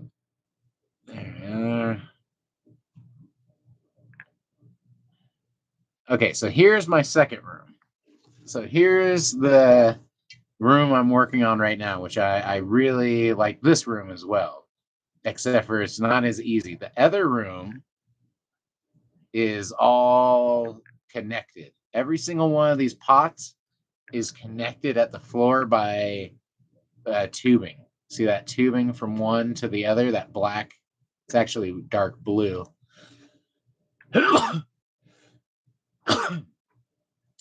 Lonok, I need a 2x4 because I only have one room. Dude, I've sacrificed so much of my house for these two 4x4s. I have two 4x4 grow tents. And yeah, they take up my whole fucking shit. That's for sure. But so that these are all connected, which is really cool. But this one is all separate. But I have this nice big light in here, my exhaust fans. Here are all my clones, which are all doing pretty good. So I'm hoping for the best. This one right here isn't doing so good, but it's a clone of a clone. No, I didn't take this clone. It's because I didn't take that clone or this clone, although this one is looking good. They are of the Fruity Pebbles, and I didn't do those. So here's a little video tour of those. So that is a tropical blizzard. There's a whole bunch tropical. They're all tropical blizzards except for the two that are in the hexagonal ones in the middle there, kind of those green ones in the back, the tiny ones. Those are the Fruity Pebbles clones, and I actually didn't take those clones, so kind of dealing with what I got. Really like those tower. So okay, that's a tropical blizzard that I did that's in this new bubble pot. So I don't know how those will turn out, but that's okay. This is that tropical, or no, the Fruity Pebbles, excuse me, and the tropical. God damn it, I can't talk. This is the Fruity Pebbles in the hexagonal drip pot. This is more, again, the rest will all be tropical blizzard, blizzard, again in that bubble pot, the new bubble pot. I've never used those, but I have a bunch. So I have a bunch going. So we'll see how they are. This is the other clone that I did not take of the Fruity Pebbles. So I'm really hoping those turn out pretty good. Again, in the hexagonal pot. Here is my my 6-pot unit, which I really like this one a lot. And again, it will be blizzard, blizzard, blizzard, blizzard, tropical, blizzard, tropical. And then there's the whole unit all together. And it's cool. You can kind of see how the fans fit in the corner. And then they have I really like those tower fans for these. The thing that sucks is these are all individual. They are not connected in any way. So when you're doing this room, you got to do them all. That's what, 1, 2, 3, 4, 5, 6, 7 different pots and units that you have to fucking maintain and take care of. Okay, here is my cloning room. So that's a humidifier. hooked to a timer and a humidistat. Here are all my clones. Eventually, this will also be where I'm growing my mushrooms. So here's another, this is like a 2x2 at most, like a 1.5 closet, small closet. Then you can see I have all the clones in there, all the girls. I have a seedling in there too. One of them is just a little one I grew from seed. And yeah, you can kind of see that whole unit is really pretty fresh. I like this guy. I'm really excited to start getting some mushrooms back in this fucker. Will be super cool. But yeah, I like that guy. It works great for clones, and I'm hoping it works equally good for mushrooms. So here is. Yep, it's a Martha. It's a Martha 10, but it works great for clones. So, and they feed off each other well. So I'm hoping I can get away with doing both. So here is my closet just to the right of me. And you will see I got 3 bubble buckets and 1 hexagonal drip system. So that's all my units together right there. So these ones, the hexagonal one, I have Tropical Blizzard in there. And then these bubble buckets, I have the Fruity Pebbles. This is my mother room. I'm just going to grow this to keep mothers around forever. And then this empty one right here, God, I keep hating using my fucking gross ass fingernails. But that empty one right there is reserved for doing my seedling. I have a seedling of the Fruity Pebbles, so I'll have another genetic of it. So I'm really excited to put my seedling in that one. And then I have these 2 Fruity Pebbles and then the one. So that's the Tropical Blizzard. This will be the mother plant that I just keep big, keep cloning off of all the time. So, and then Tropical Blizzard, or no, excuse me. Then there's Fruity Pebble, and there's the unit. These are what I like to hang some stuff from. There they are again. Bam. So that is the movie. Here's a little movie I made of all the stuff. But oh man, that's a lot of leaning over. Whew. So yeah.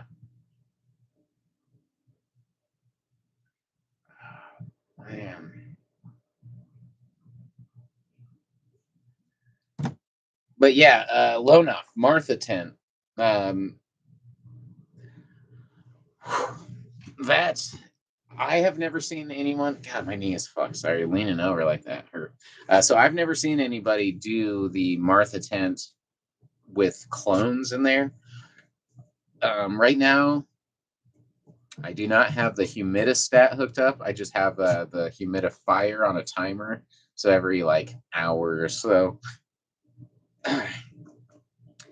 every hour or so for 5 minutes, the humidifier just fogs it up in there and keeps it nice and humid. And then I water the plants, but the plants have been loving it. I have some great clones going. I'm really more worried about my seedlings. For whatever reason, the Fruity Pebbles do not want to root quite that great. So I'm having a really slow, hard time with Fruity Pebbles. So I'm trying really hard to. That's why I got 3 mothers, and then I'm the no 2. Yeah, 3. I'm gonna have 3 mothers. 2 are in there already. I'm gonna add a seedling mother, fresh one if I can, and then Aaron, hope my knee gets well soon. Yeah, no shit. Thank you, man. Fucking me too. I can't tell you how much it sucks. It has to get well by my next show. And then on top of that, I just started working out and I've been trying to lose weight again. I keep on fucking putting on weight like a son of a bitch. I'm very good at that. So I'm trying to lose weight and then I hurt my knee, I hurt my arm, I hurt my fucking everything, and then my neck. And I'm like, shit, dude, fucking, it's getting really hard. and you get older and you heal slower. So I'm just like, fuck, dude, trying to stay on top of it so I can stay more healthy. And then bam, bam, bam, fucking life's Nancy Kerrigan me and just fucking kneecapping my shit.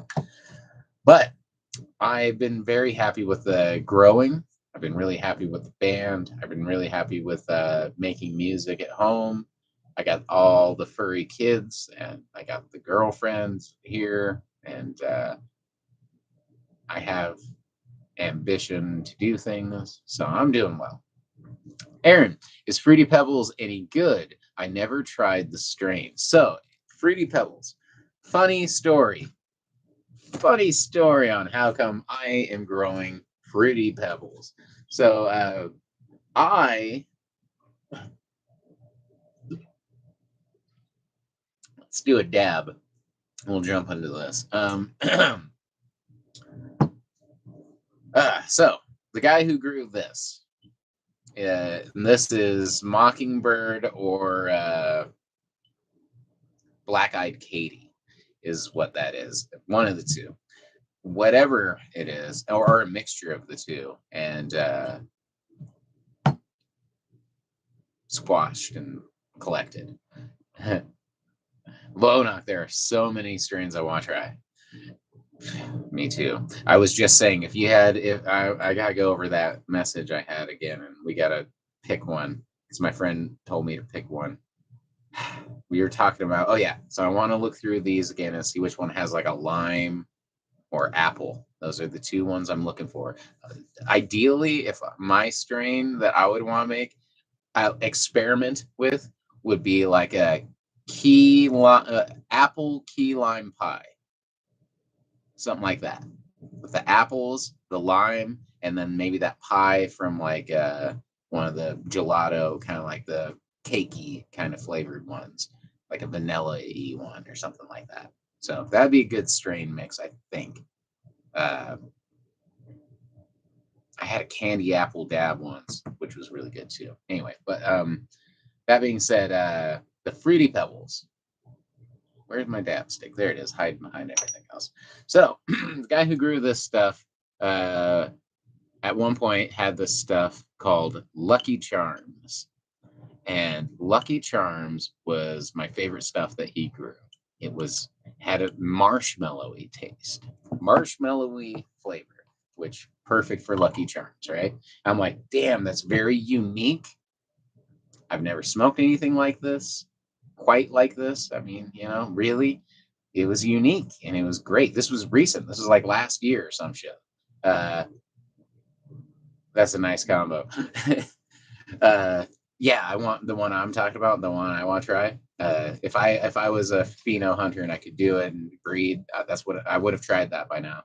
And I would do apple runs and lime runs and eventually make them hit head on. But okay, so dude, fruit Lucky Charms has a super marshmallowy, great taste. I love smoking the stuff. Super smooth, got me super high, fluffy, dope nugs. Really, really liked it. Ran out. He didn't fucking keep a mother of it for some stupid reason. No offense to him. I'm not saying I don't know why he didn't keep a mother. Maybe something happened, but he didn't have a mother to give me clones. He only had the weed, and he was out of the weed too. It's like, oh man, this is like the last of it too. So this is probably from a while back, and I'm like, damn, because I would have bought more of it too. Uh, but I'm like, shit, man. Well, I know what I want to get, so I went on the hunt, right? And like a month later or something, I had a little bit of cash because seeds are expensive, kind of. They can be. That tropical blizzard was expensive as fuck, 200 plus bucks, 200 plus shipping. But anyway, so I'm stoned like I am right now, fucking up what I'm thinking about constantly, probably. So anyway, I'm stoned and I'm like, I know what kind of fucking seeds I want to get, and I'm shopping and I'm like, okay, cool, bye. Uh, Stoned me saw Fruity Pebbles and mixed it up with Lucky Charms because they're both cereal. And then the next morning, I wake up and had the email or some shit. Oh, she's so cute. Kitty's frisky and playing. I woke up the next day, had an email, and it said, here's your receipt. And I'm reading it, and I'm like, Fruity Pebbles. Why doesn't that sound right? What? I'm like, fuck me. I wanted Lucky Charms. God damn it. I'm an idiot. And I'm like, you know what? I've already fucking ordered it. Whatever it's going to be. I'm a moron. Fuck it. So I ended up just getting that. But when I fucking looked it up, Fruity Pebbles, when they came out originally, were like the most expensive seeds that ever came out. At least that's what this article or something that came up. They're like they were going for like $1,000 a seed, one seed, $1,000. Um, this was a long time ago. It's an old strain right now, and they're talking about the people who grew it and shit. They're like now it's become quite a bit popular. People have cloned it and fucking done genetics on it and stuff. So they're like, it's still a little pricey. I paid like $80 for like 5 seeds, so they're still pretty pricey, plus shipping. The $200 I paid for was 12 seeds, so I don't know exactly what the math is on that, but they're both expensive as fuck. Lonog, I like apple fritter. It's sweet citrus and packed some flavor.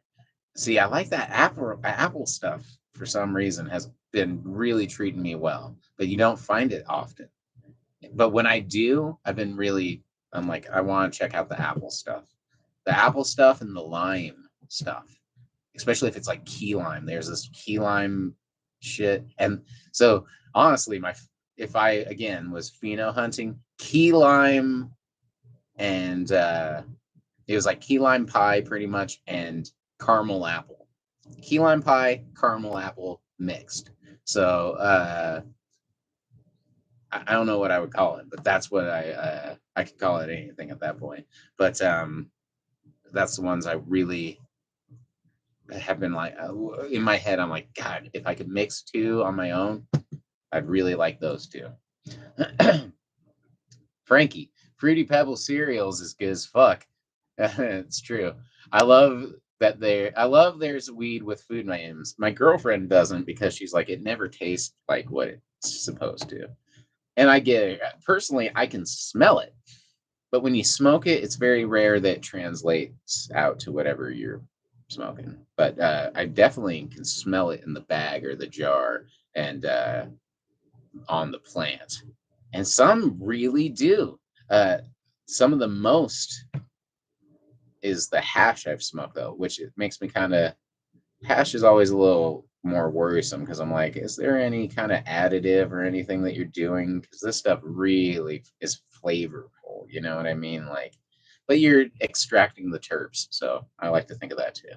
But I had some stuff that was questionable. All right, Lonoc, that's a damn a grand for one seed. Lonoc, that's what they were saying when they first came out. They were the most expensive seed that had ever been made was the Fruity Pebbles. I had no idea when I bought the seeds because they weren't that expensive. So I was excited. And I'm doing a lot of experimentation with them now. So we'll see how it goes. But we are taking some dabs. And yeah, cheers, everybody. Again, hand squash. This is probably a mix of Black Eyed Katie and Mockingbird. Yeah, I can use both my fingers somehow. So this is Black Eyed Mockingbird or Mocking Katie, whatever you want to call it. It's some hand squashed rosin and it does the job. It's pretty good. It's very skunky. It's just very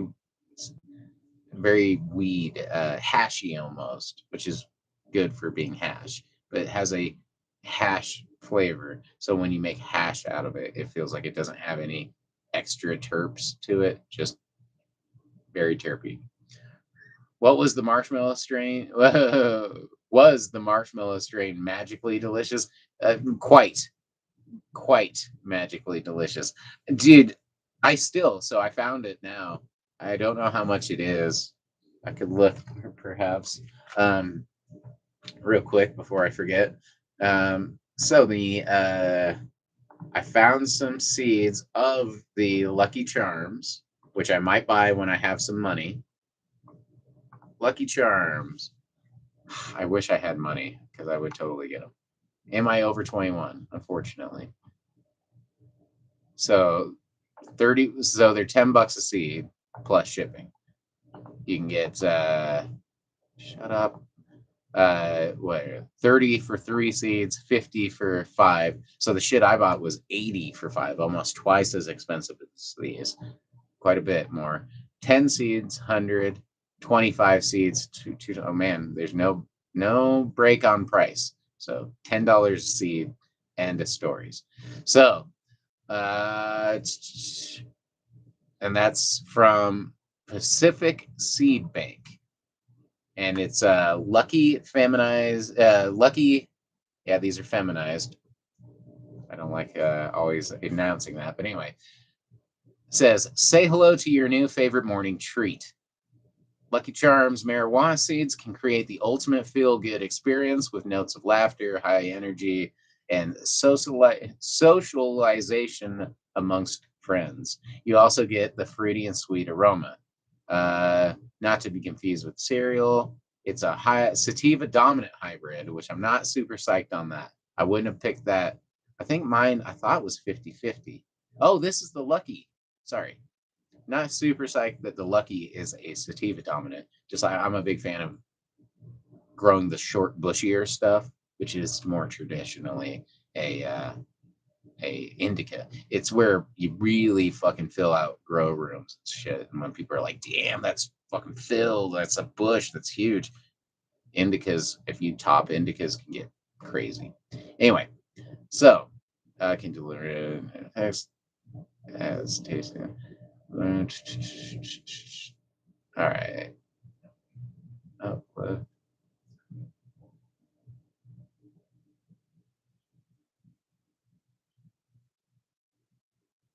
So, not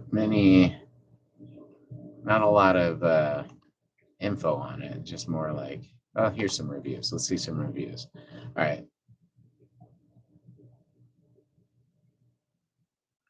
Actually, that's right.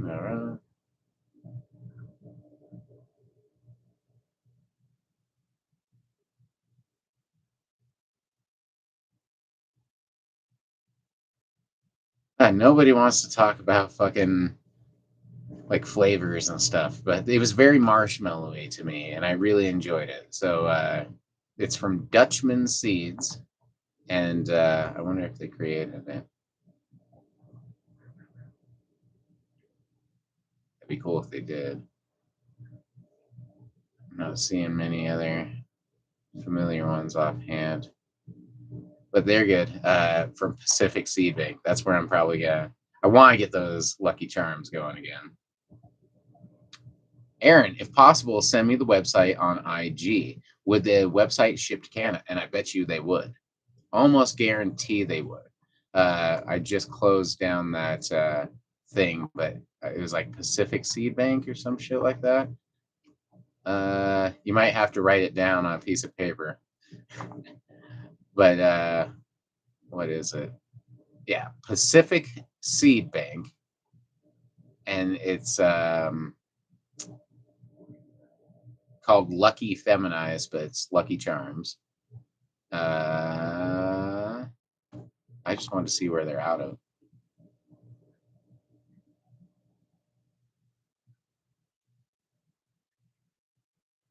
Ward Wayne Genetics. Worldwide delivery. Will ship wherever you are. Quick, discreet delivery all around the world. So yes. Delivered to your door. Yeah, man. We've done this with decades of research. Yeah, no longer feminized. And these are all feminized. I wish they said exactly how they did it, because there's a type of silver that you can spray on it, or you can also just stress the plants to make seeds and feminize them over time that way. Huh. But yeah, Pacific Seed Bank, Lucky. Sure, if you put in some amount of, but that's one of the things. And then there's actually some more. I got to look at right now that my friend wants me to buy with him because he's obsessed with strains. Bam, bam, next, next, next. I want to get a few runs of this tropical blizzard that I dropped 200 fucking bucks on.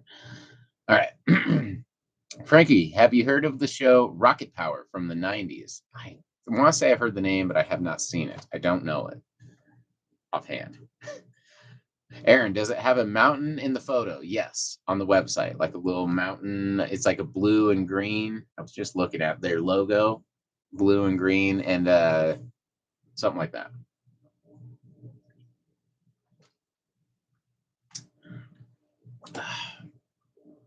Oh, there it is. Yeah, so it's blue mountains and the green little things, and it says Pacific, and then seed bank. Yep, marijuana feminized. So that's one. And then the other one I was looking at is this one that my homie sent me. Like I said, Green Point. So that's what my homie just sent me. And I want to pick one of those out of that selection. So now, with that in mind, I want to find one with either apple or limes, and then I'll tell him I'll get one of those because he wants me to go halves. He's like, if you go halves with me, I'll get another.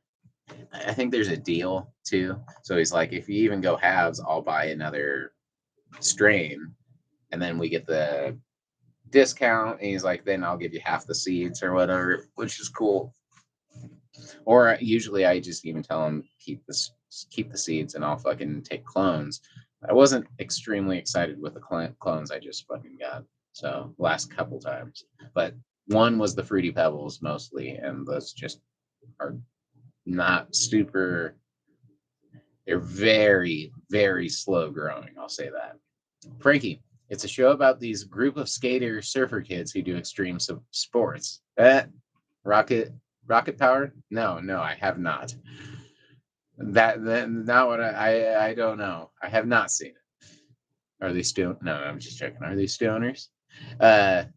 Aaron, okay. I just sent you the website on IG to make sure. Let me see.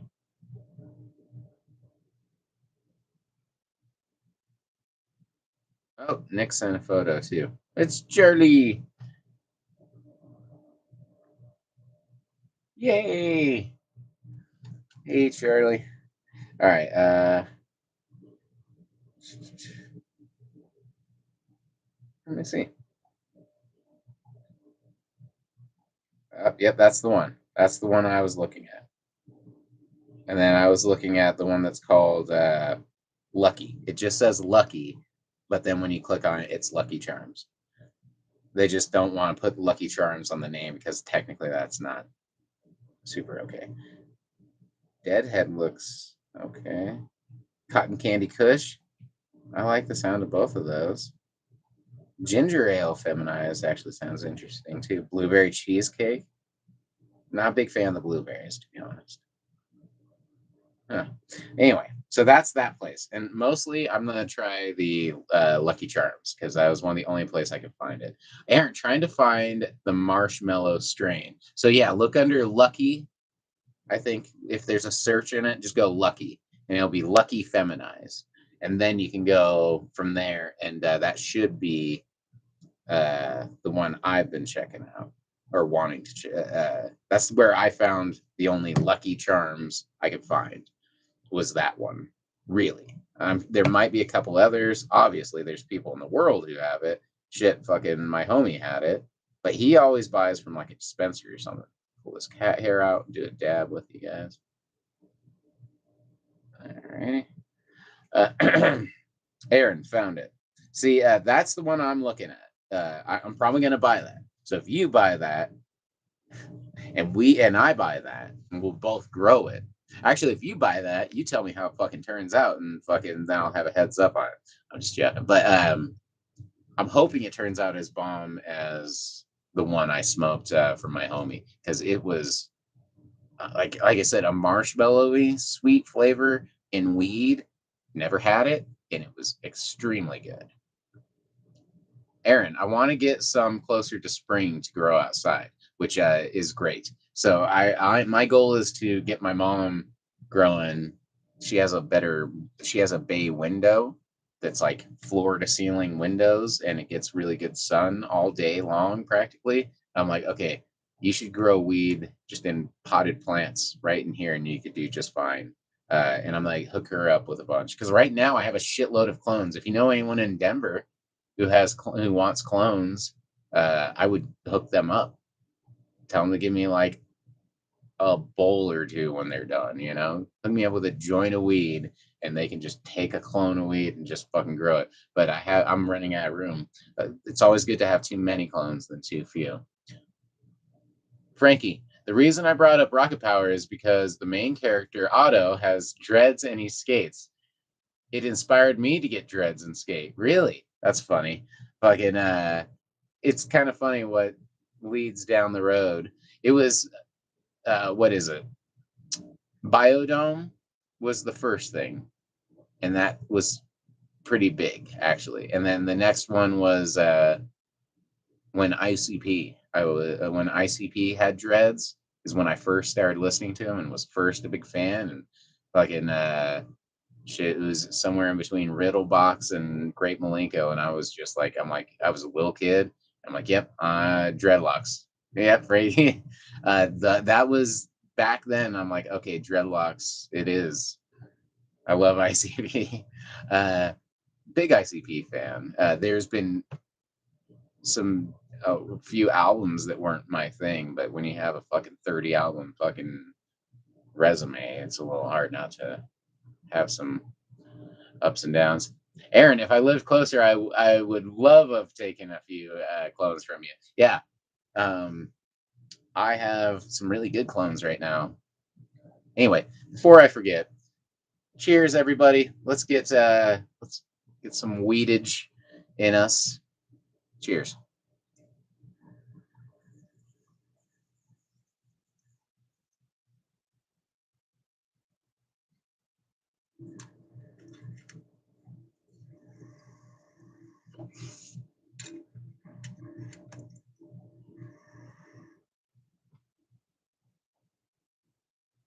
All right. Oh. Frankie, much love to everyone. Indeed, thank you so much, everyone, for joining. Even though we're down to two, I think we're down to Frankie and Lonock. All right, but what are we looking at? So, Texas Chem, which I already don't love the name, the old Texas Chem. So I'm sure it's a lot of them are Chem Dog. So I think that's why my homie wants to get it. I'm guessing because this is where he wants to get them from.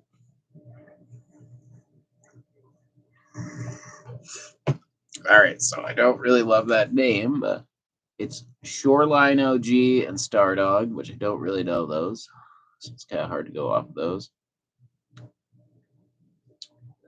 And then there's Valley Chem, which is Topanga Canyon and Stardog.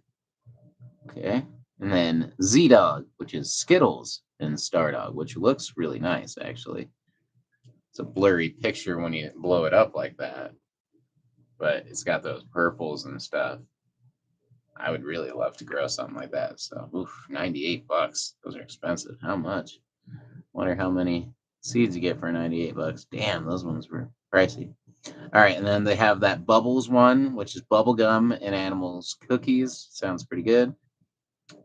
A lot of animal cookies here. Citron, clementine, and animal cookies. Jelly pie, which is grape pie and Stardog. So I've never been a big fan of grape stuff either. I've never had that good stuff, but recently I had that slap and tickle, which I looked for seeds. Can't find them to save my life. I wish I could, because those were bad motherfuckers. Lodak, I'm buying an ounce this weekend. Yeah, I know. No shit. Frankie, that's a pretty plant. Yeah, that fucking forget what it was, jelly pie or some shit like that. Aaron, I'm gonna go to the dispensary by my house. I go to it so often they know me by name. Yeah, no shit. I feel you there. Oh no, so it wasn't Grape Stardog. It was Z Dog, which Skittles, Stardog, Z Dog. The Skittles with the Z now. All right, so then the jelly pie I was looking at. which is grape pie and star dog. So I mean that's not bad. Looks okay. Fruit punch, which that doesn't look like a great picture, but it's clementine and fruit punch. And purple punch, excuse me. Purple punch and clementine. I should call it purple sticky punch. All right, and then what we got? We got black sorbet, which is black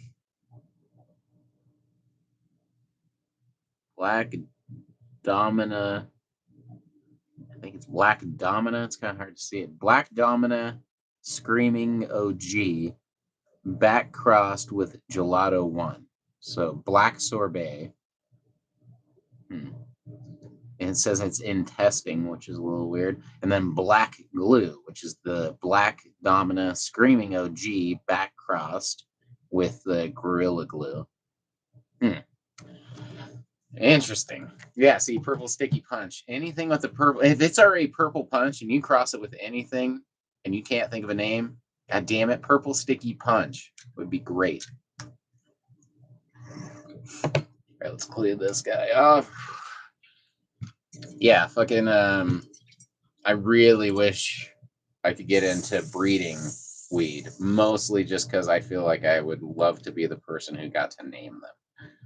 Some I would purposely breed certain strains just off of the names, like, and then go from there. I love your biodome references.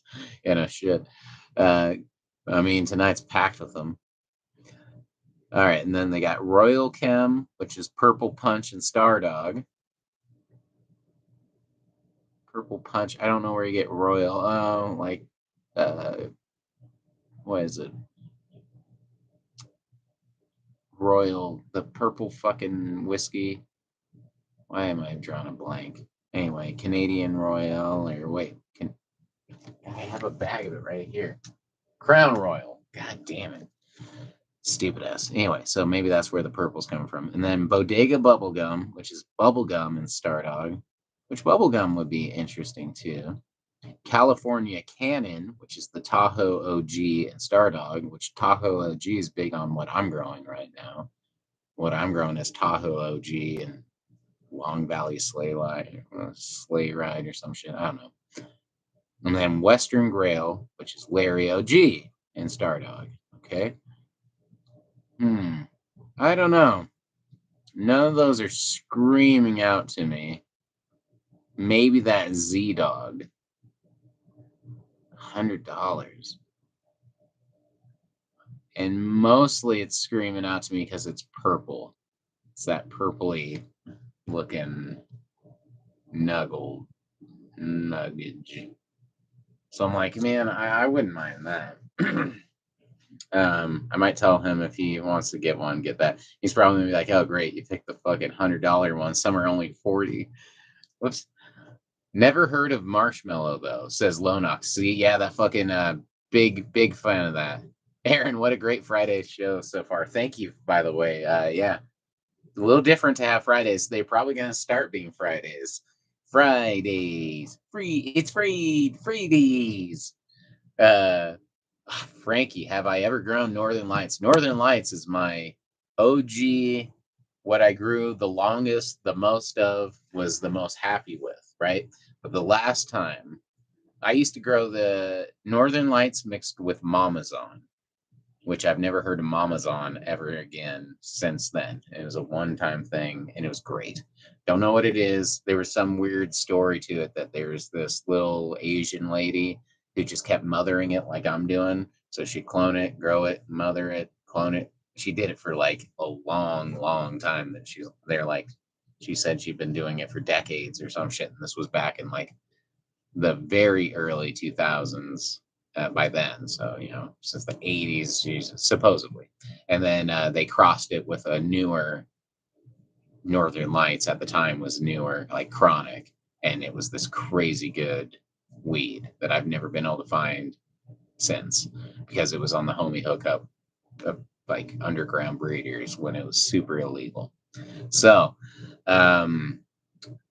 I fell in love with Northern Lights then, grew it forever. Recently, I got Northern Lights off of the same site that I bought these seeds, the Fruity Pebbles, the MSNL is what it's called, MSNL. Probably, I don't know, and it's from England or the UK or whatever, which is a little weird because I'm like, why am I buying seeds from a place where it's illegal sent to somewhere where it's super legal? But I haven't been able to really try it again. I haven't been able to put it to the test. I think this is the fourth time I bought them from them. I bought some green crack, wasn't super happy with it. Bought some Northern Lights, wasn't super duper happy with it. Both are good, but they didn't grow in the shape I want. They're both way too sativa-y. Very thin leaves, very thin bodied, which I'm like, Northern Lights, I shouldn't be like that. So I was a little questionable. But then I got the Fruity Pebbles, and the Fruity Pebbles looks great. My friend, the seeds sucked, and they were really hard to get to grow. But once they did, his plant's looking good. We just gotta see it in action, blooming.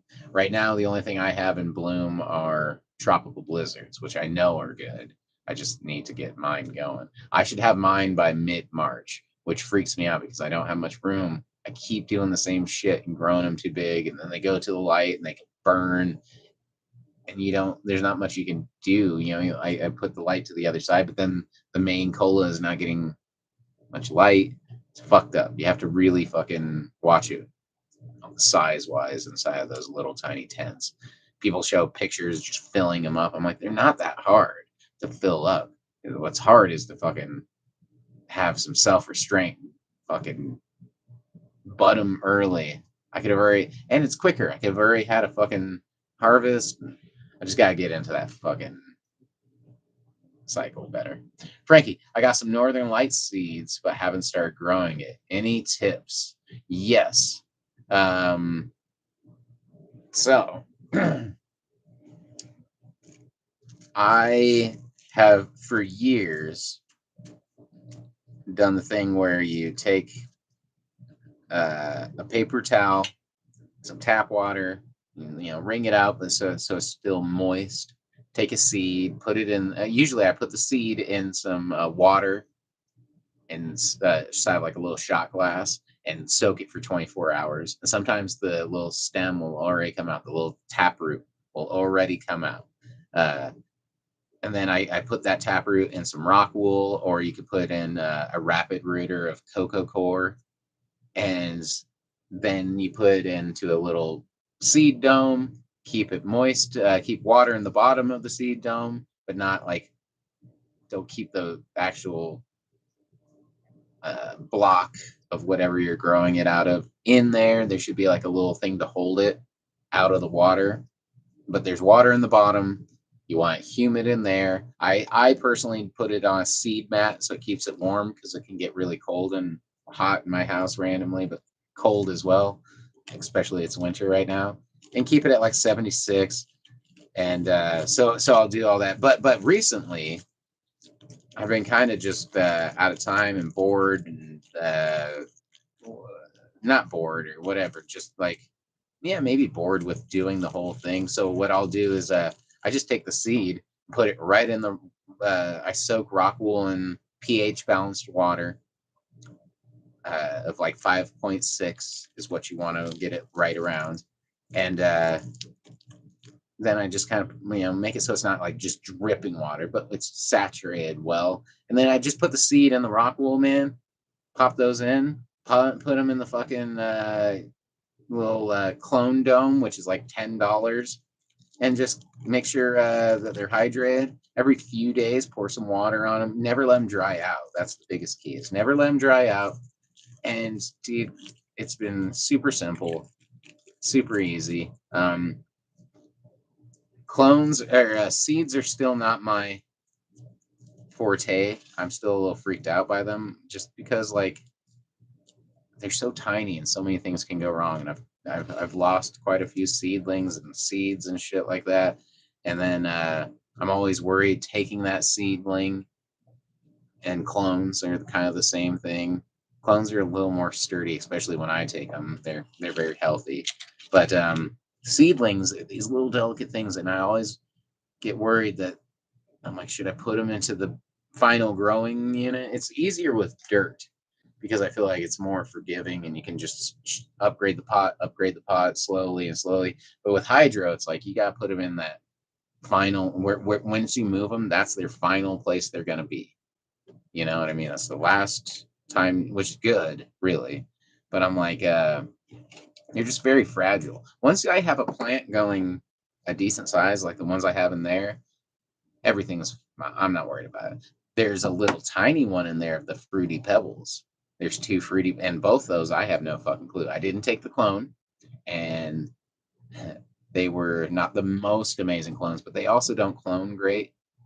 Uh, but they're in there and they're holding on. So I'm just trying to get them good. Frankie, do seeds expire? Will they last forever until you grow them? Cheers, everybody, says Big Mo. Cheers indeed. And snail in it. Is that snail? Oh no, that guy with his hands up. Can't really tell. It's kind of hard to see from where I'm at. All right, but cheers, everybody.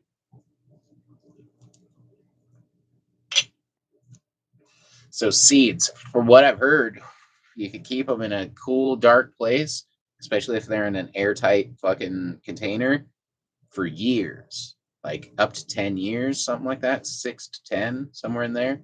The way, again, I used to be taught was you take seeds and you put them in a shot glass of water or a little cup of water. Shot glass is just really easy for how small it is. Cheers, Lonock. But you put them in water, it's kind of like eggs. You know, some float and some don't. I think it's the ones that float aren't good. They're supposed to sink. I've done enough where that's kind of bullshit. Uh, I've had ones that float, crack open, and grow. I've had ones that fell to the bottom, not, and vice versa. So you just try. That's all you can do. I will say I've had enough seeds now that some seeds just want to grow. You know what I mean? The tropical blizzards that I spent a shitload of money on them, they're the most healthy, strongest. Like that's one thing I love about that plant. It just wants to grow. It wants to grow big too, which is a little fucking not great, but it wants to grow big and fast. So if I just cut it back on my time and, you know, because you grow it in vegetative state for a while and then you flip that light and it starts to flower. Usually it grows halfway between vegetative and then flower, another half. Dude, in my hydro system with the CO2 rocket and everything all really nice, from vegetative to flower, it triples. I'm like, fuck, man, it's just getting huge. It's not supposed to get that big. So I keep running out of room, which is would be a good thing if I had more room, if there's anything else I could do. But I keep doing that. And with sativa plants, it's really bad because then they're just really tall and thin and popcorn buds. But I'm like, man, I don't want that. I want big bushy. So there's just tons of it fills out to the sides. You know, you want an even canopy, not just a spike. You don't want a Christmas tree where it all goes to one because that one top one is getting all the love from the light and it's can only get so close to the light. So you're judging how far everything is from that one top nug. But if you could even that out and get the other ones, that's why you do that topping shit. That's why you cut some of the top down, is because you want that top to come down and the rest to come up. And then when it's even, it fills up your room better. You can fucking get it all evenly close to the light, not just one giant one dictating the whole plant. So there's a lot to it that I need to be more on top of. I just hate doing plant work, chopping at it too much because I feel like, man, I just moved it. Man, I just did that. And I'm always worried about stressing them out. Frankie, so there's a cup of water method and a paper towel method. Excuse me. Yes. So Frankie, back to that. And sometimes I would do both. So I would do the cup of water where you just have a little shot glass or cup of water. You put seeds in it for 24 hours. Usually they sink. And then the next day, sometimes they would open up a sprout. You put them right in the rock wool or the coca core. They're good to go from to your next stage. Sometimes they wouldn't open up. So I'd take them from there. Then I'd put them into a damp piece of paper towel that's folded up. And then you put like a bowl over it. Sometimes you put it on a plate, was what I usually did. And then put a bowl on top of that. My friend who does that has a really good method where he has a CD, one of those old CDs, or even a DVD would be great. Old DVD case would be black. And you just put it in there, take out the CD, obviously, so it doesn't get wet or whatever. Or a video game case maybe would work great. And then put it in there and it'll keep the humidity up. You know what I mean? Do one that you don't want to keep, not a good game. Or they're plastic, so just take the paper out. Then you could spray it with fucking water in there, keep it moist and humid. So, and then put it in a drawer and check on it every 24 hours. And it should be done by 2 days. All the seeds, these fruity pebbles took like 3 or 4. I thought they were dead, and some were. Some never popped. But give it a fucking. It should within a week. You should have your little sprout popping out of that paper towel, and you can hold it up to the light and kind of see the things opening up, or you can unfold it and check it. And then you put it again in your coca core or in your rock wool. Either of those can go into dirt or hydro afterwards. So that, but before you put it right in your hydro or possibly your dirt, you're gonna want to put that seedling in a clone dome, a little seedling dome. They're cheap. They're like $20, and I get a really nice tray for them, which is like $20 on its own, which is stupid. But there's a bunch of different types of seedling holders. Some are plastic and will hold it in there. And then you just wait for it to get roots. As soon as you see a healthy amount of roots, which you should see some of the roots I was getting. Like when I say healthy, I mean like they should look like really healthy. My roots are very strong when I get them on my clones anyway. And when I move them. Okay, so there's one. So yeah, when your roots are fucking like exploding out there, that's when I transferred mine. They were yeah. So by the next like day, those would be just another inch longer or whatever. So that's and some of them were even stronger than that. I mean, they were every fucking inch of the bottom is covered. I could grab some right now and show you because I have nothing to do with these clones. This one actually my homie took, so he did give me some good ones.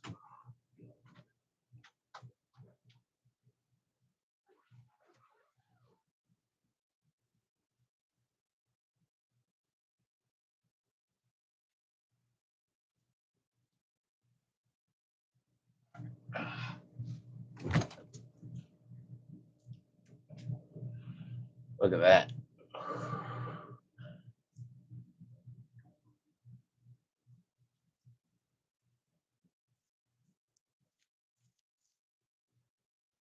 So that's what you want to see. Those are some pretty girls right here. This is some tropical blizzard, and the tropical blizzard did these roots. So this is ready to go. I have nowhere to put it though. What the fuck am I gonna do with it? So that's what sucks. I might just put it in a pot on like a little tiny pot and put it on my fucking. I don't even know. I have no clue.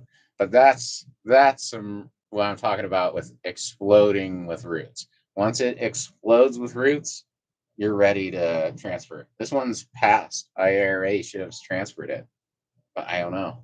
It's easier with dirt. Dirt's more mellow and kind of packs in, but hydro can be a little rough on the ribs.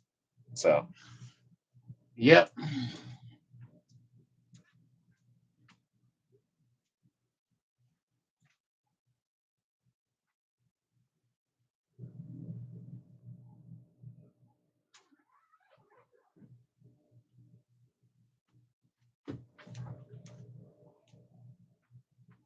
Oh, oh, oh.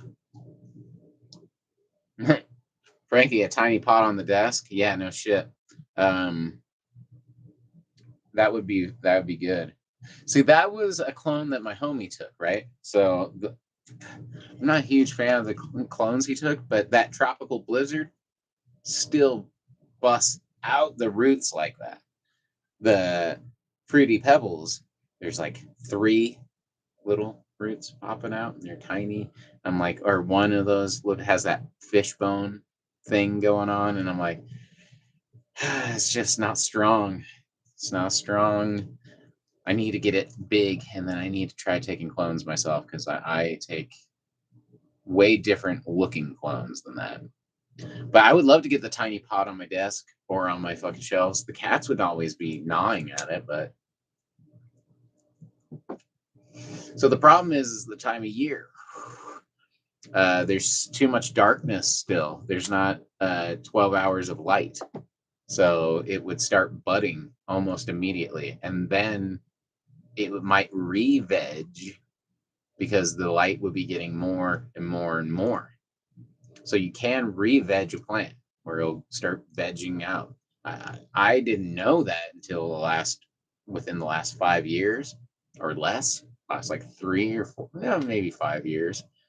And I've known about growing for fucking almost 20. Um, so it can be done. I should try it. The only thing I don't know, it's weird. It's excess right now for me, unless it's just low knock. Now I want to try Marshmallow OG. I'm interested. Is that the name of it? Marshmallow OG? Are you fucking with me? I'm very interested in Marshmallow OG.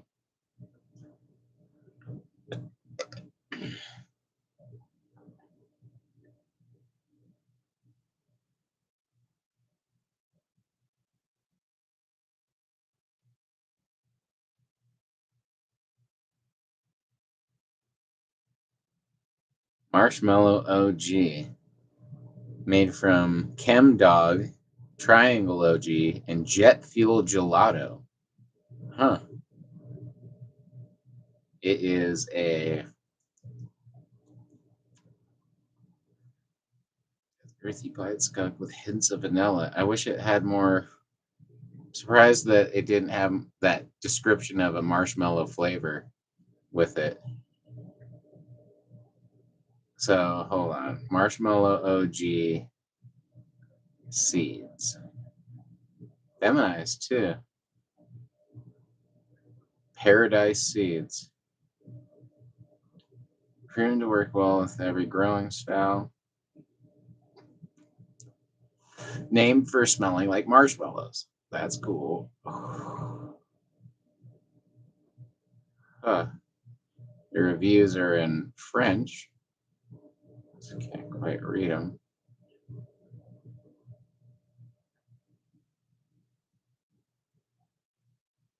Now you got me looking at them. I hadn't heard that. So, huh. Looks good. Looks pretty good. Really like that first picture. Um, that's the one I found of the marsh. That's a pretty picture. Um,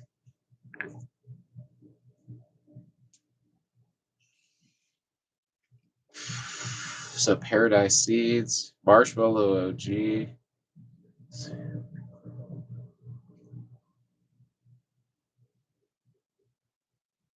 So Marshmallow strains. So they got Marshmallow OG. So they got leafy, Let's try leafy, and we'll just put in marshmallow. You betcha. All right, leafy. Marshmallow. All right.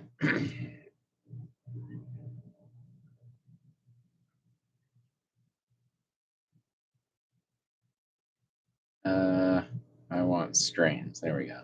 So they got Marcosius Marshmallow, Marshmallow OG, and chocolate marshmallow. Oof. I wish chocolate marshmallow has no fucking ratings on it, but I used to really like this chocolate weed I got back in the day. Chocolate Thai. If you ever smoked it, you have no reviews, no nothing on it. But apparently there's a chocolate marshmallow, which from the sounds of it, I want to try growing chocolate weed again too, but we'll see. It's a really old school flavor. Chocolate Thai is what I always think of. Uh, but I would like some chocolate styles too. See, that's what I'm talking about. Those different flavors. Chocolate marshmallow would be dope. Chocolate marshmallow, apple lime pie. Shit. Anyway,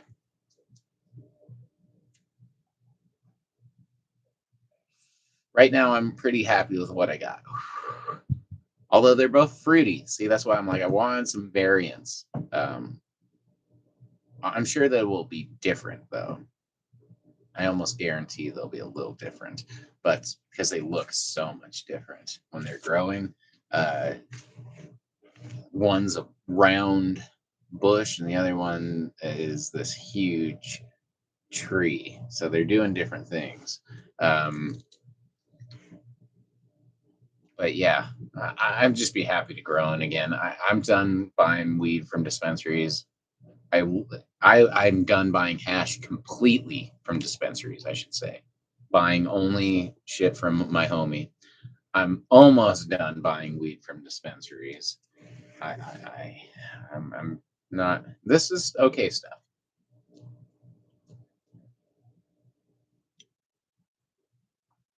but the difference is night and day when you have some homegrown stuff. Um, and right now, I finally have the setup that I think I need to do for perpetual growing of a strain.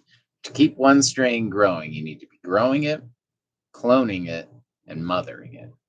Not in that order. Probably mothering it, cloning it, growing it. But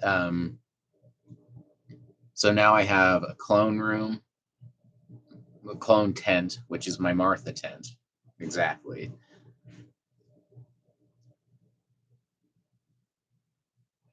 Then I have my mother room, which is my closet in here. Both my closets. My clones are in a closet, my like tiny closet, and that's perfect. And then I got my 4 pots, which I might try squeezing into more because I have more. But I don't. That'll be when I have more strains. Right now, I only need 2 mothers. I need a tropical blizzard and a fruity pebbles mother. That's it. And just have them get big and mother them and clone them and just repeat that process.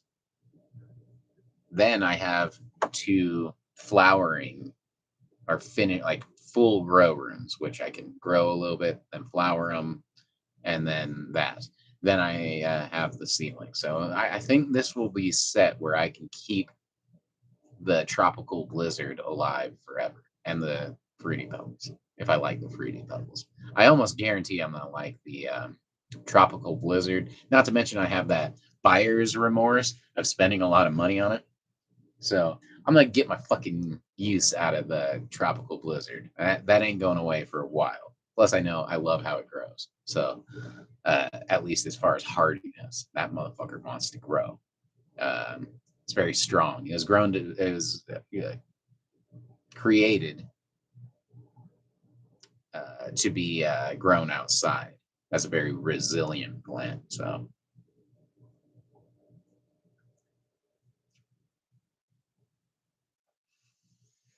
All right. Well, let's get a dab in us, shan't we? We shall. It's nice being able to do the nice long ones on Fridays now.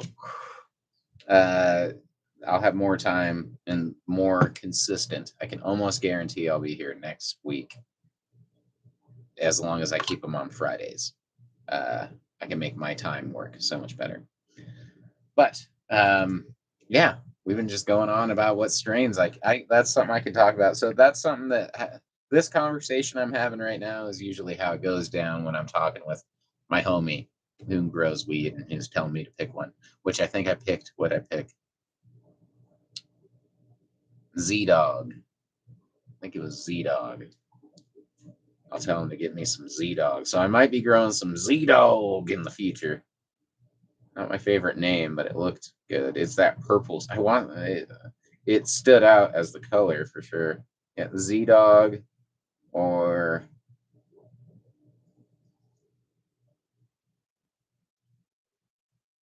I don't know, man. It's hard to tell. It's really hard to tell, especially when I don't recognize too many of the names and stuff.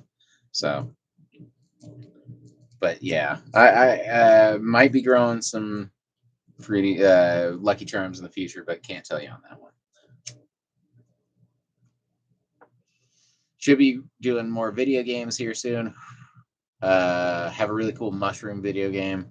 I just haven't decided what day to do those on. Possibly Wednesdays, I'm thinking.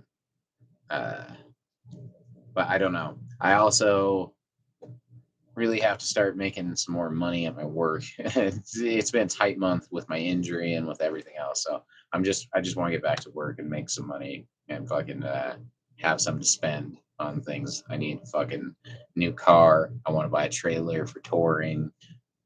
So work, work, work. That's what I need to do. Need new merch.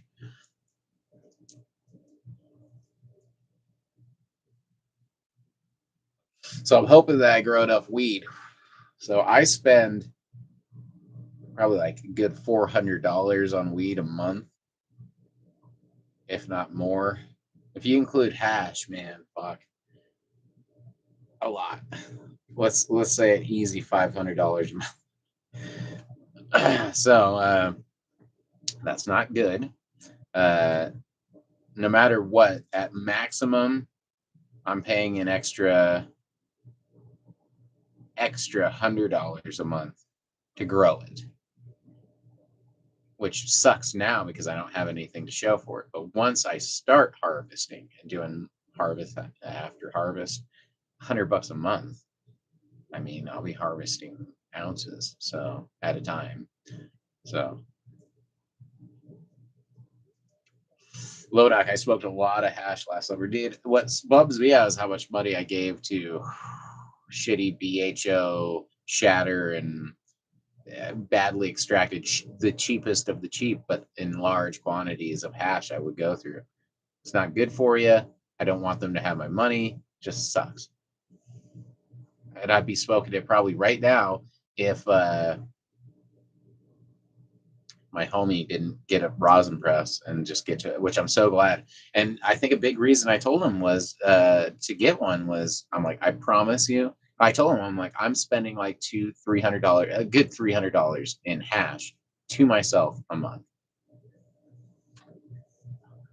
because I'm out of my house all the time, and whenever I'm outside of the house, I don't bring weed. I bring my hash and my hash pen. Is the hash pen. Now it's my hash.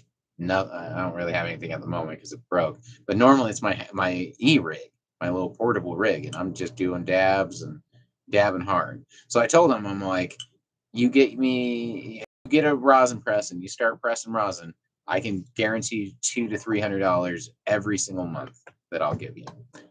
Then I need to buy weed all the time too. So, up, Big Mo's out of here. Ladies, friends, have a good weekend. You do the same, my good friend. This one, right, meow? Can't really see it, but this one right here is for you, Big Mo. Love Big Mo.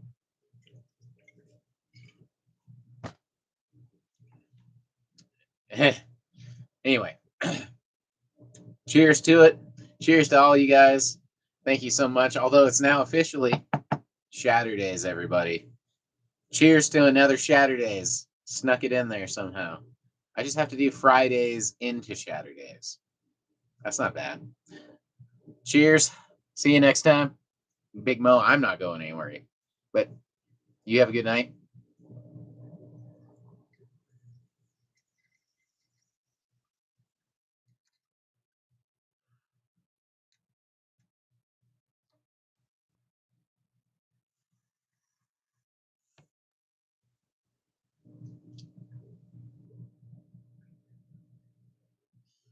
Oh, oh.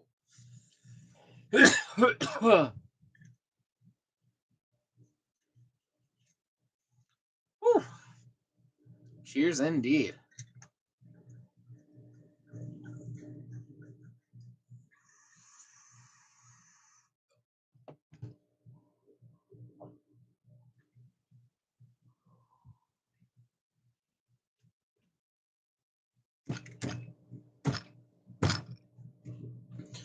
Ugh.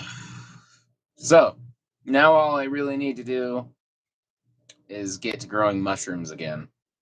For some reason, the mushrooms outside didn't grow this summer, or this fall, I should say. I think it was too dry and I wasn't watering them enough. So I really need to get on that. Right, sticky all over. I wonder how. So the mushrooms didn't grow outside this year, which really bummed me out. But now with hydro, I'm dumping out so much used nutrient water. I think the mushrooms will do good. I just gotta respawn them or something. Hopefully that works. But and then inside, I was growing so many cool mushrooms. Fucking, it's good mushrooms. I want to grow a few different types. Obviously magical ones, but I also want to grow oyster mushrooms. I want to grow reishi mushrooms and fucking anything I can fucking grow. Honestly, lion's mane would be great. I've just noticed that oysters are the easiest. Oysters and magic mushrooms are very easy to grow, and they go quick. That's the other thing. Usually, I find myself doing the same thing when I'm growing weed and I'm getting anxious. I'm like, I should grow some mushrooms because they fucking they pump it out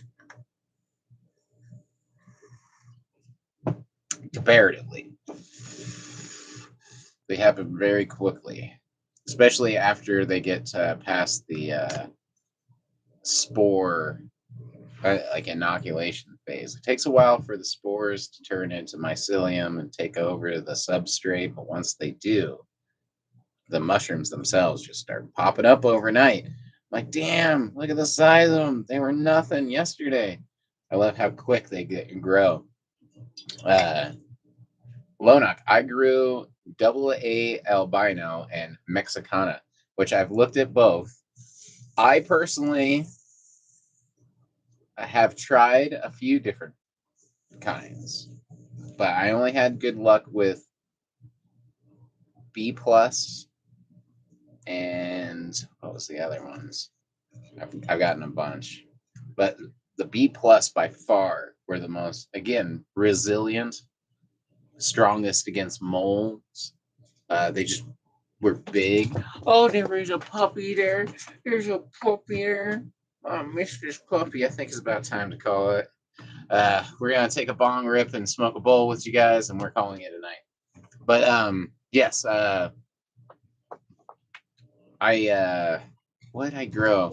I grew quite a few. I know I tried golden teachers. I know I've never tried any of the penis envy ones, just because I think the name is silly. But God. So I tried a few, and on the website it said these ones are advanced, beginner, whatever, like on growing, just on how hard or easy it was.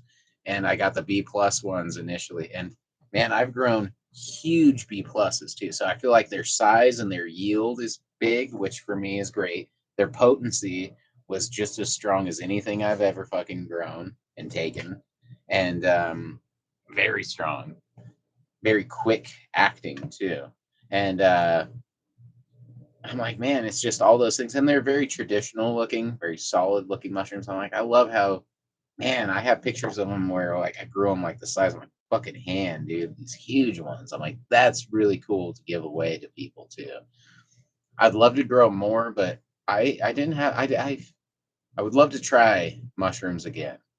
I just wasn't having good luck. I did like a huge run and they all went bad.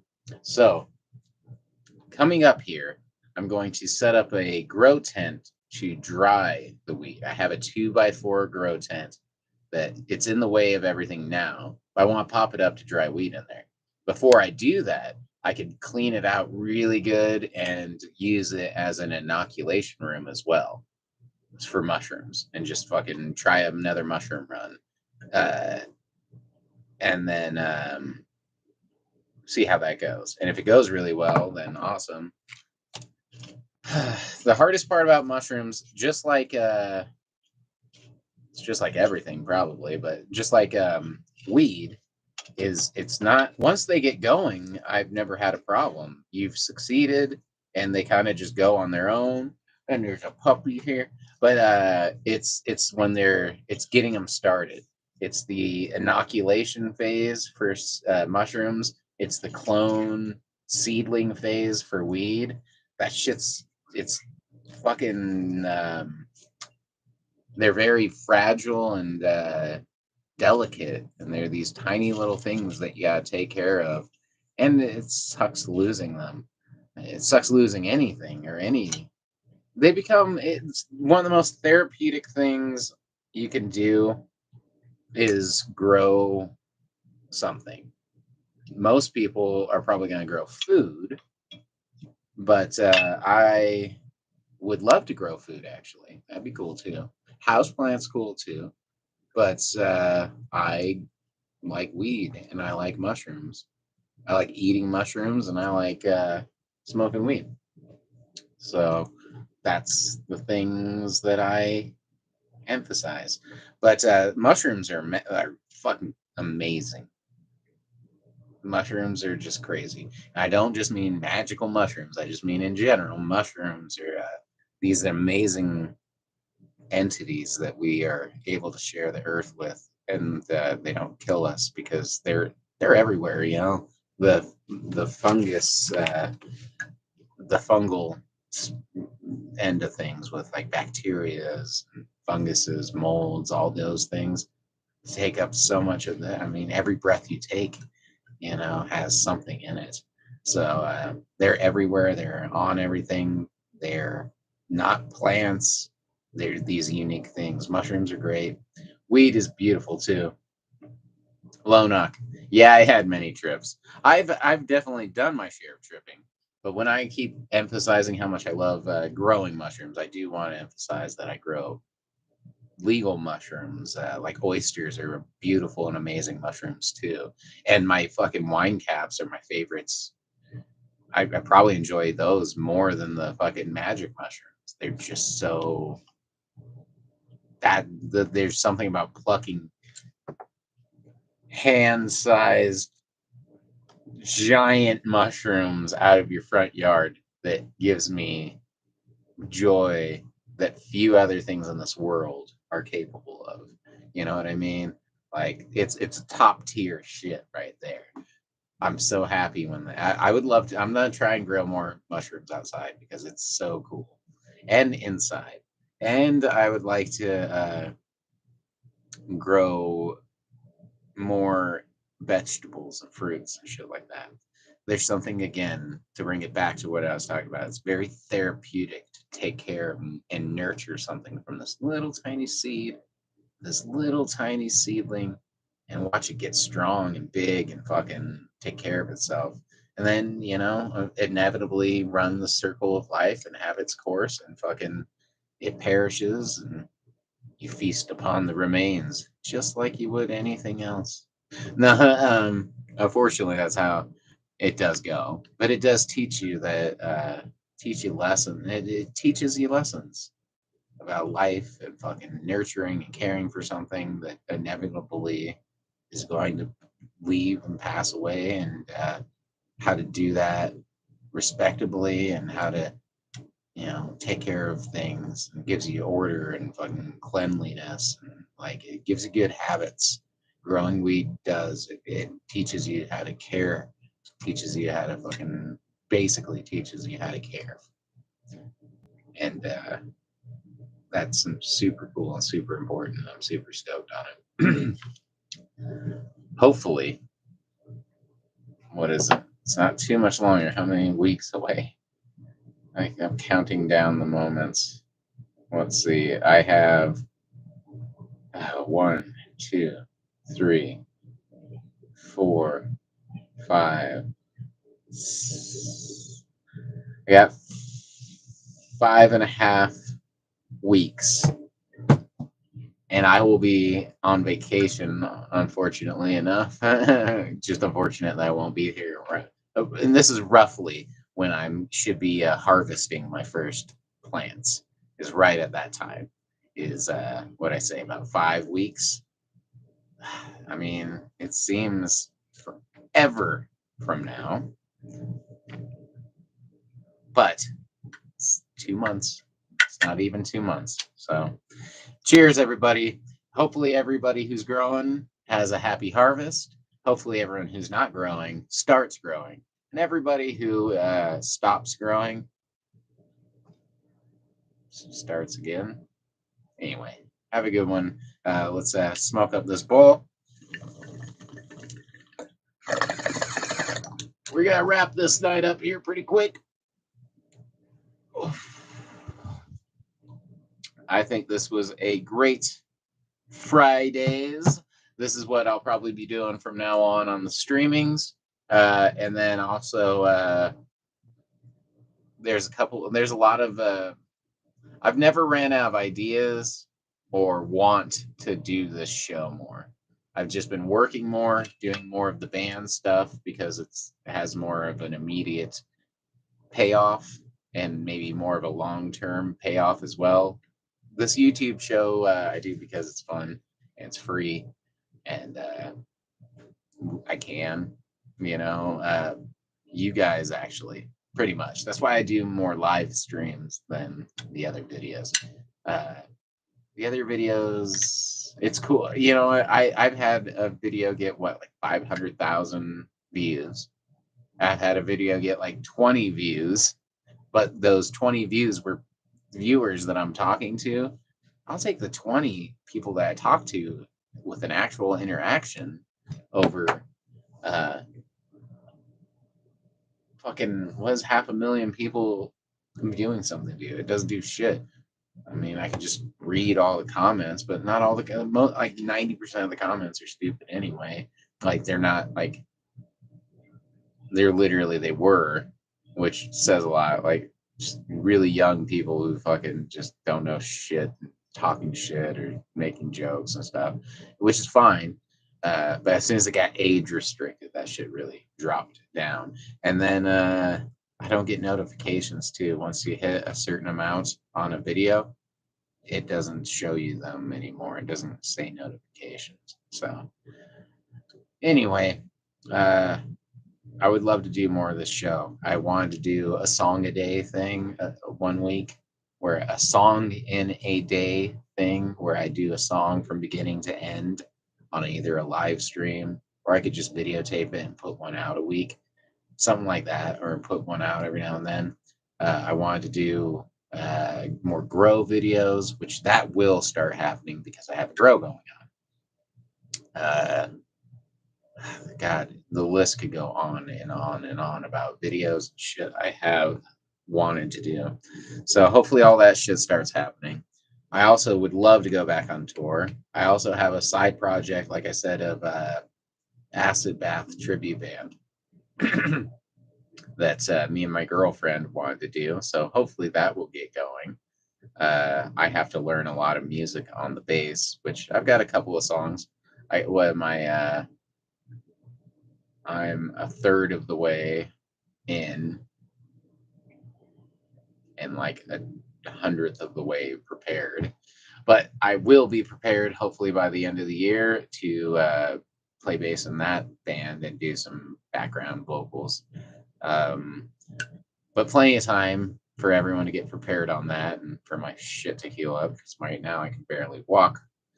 But I have tons of shit to do, tons and tons of shit to do. No time. That's why, unfortunately, the biggest sacrifice is video games and movies.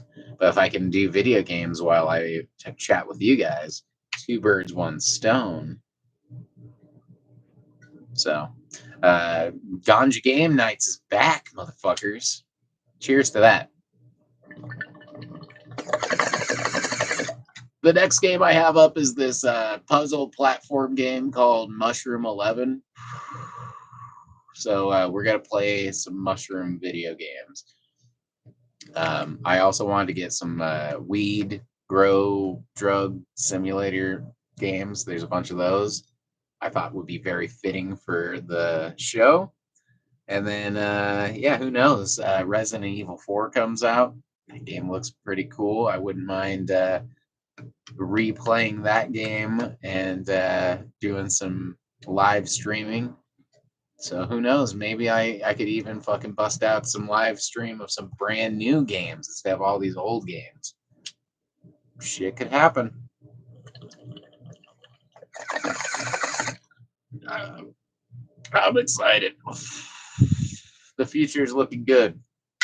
Once I have my weed and my mushrooms growing, I say this every time, that will be very, very financially beneficial for me. The weed, anyway. Mushrooms are just great.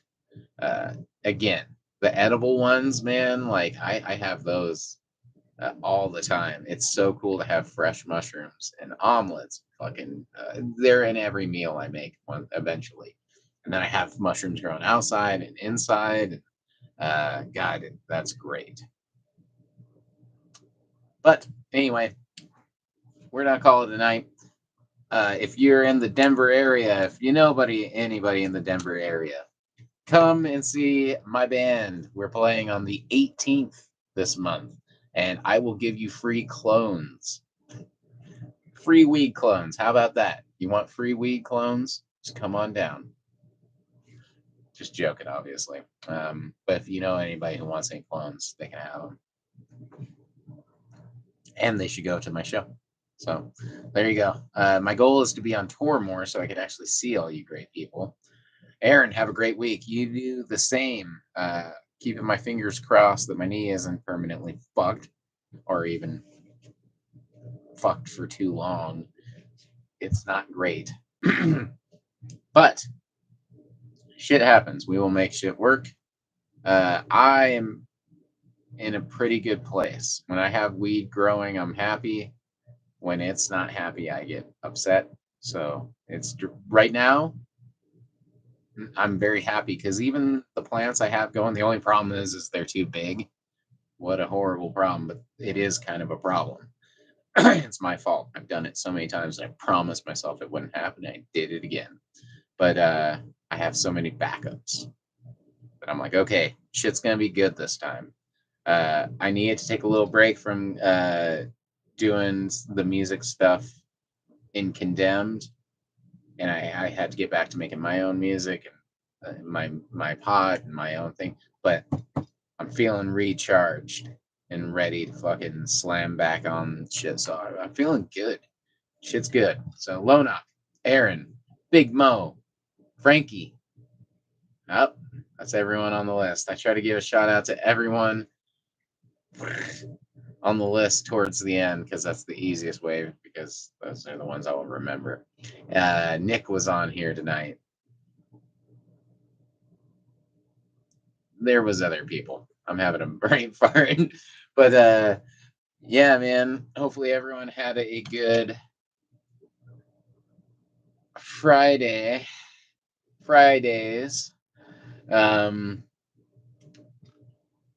And yeah, take care of everyone, man. Fucking shit's gonna be good. I'm having a good time. I'm enjoying everything. Sometimes you gotta remind yourself that every moment that something really terrible isn't happening is a blessing. And if you're smoking a bowl, just remember, man, that this is nice. You know what I mean? This is nice. If this isn't good, man, I don't know what is. That's what Kurt Vonnegut said, and that's what your old Uncle Venom says. So, till next time, everybody, we might see you here very soon for some ganja game nights if you guys are interested for that.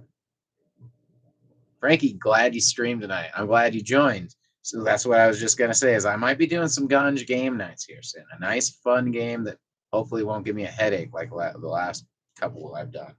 I can't get headaches really bad now, guys. It sucks. So when I play games, never used to. Anyway, but this next game is a side-scrolling platformer, and I think I'll be just fine. So we're gonna do some streaming, some video games real soon here. Ganja Game Nights is a random night. It could be any night that I'm playing games, and I feel like it. So look out for mushroom video games here very soon, and it'd be awesome if you join me for those because uh, those are, you know what I mean, like. It'd be more encouraging to do them.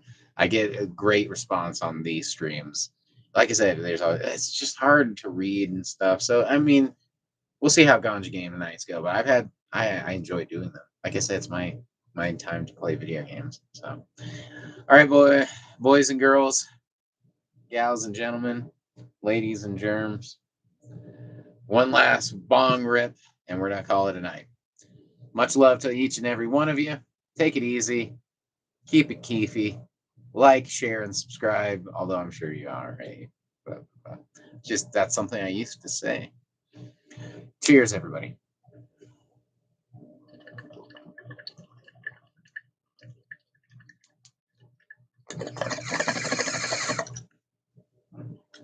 Ooh, got the ice cream cake.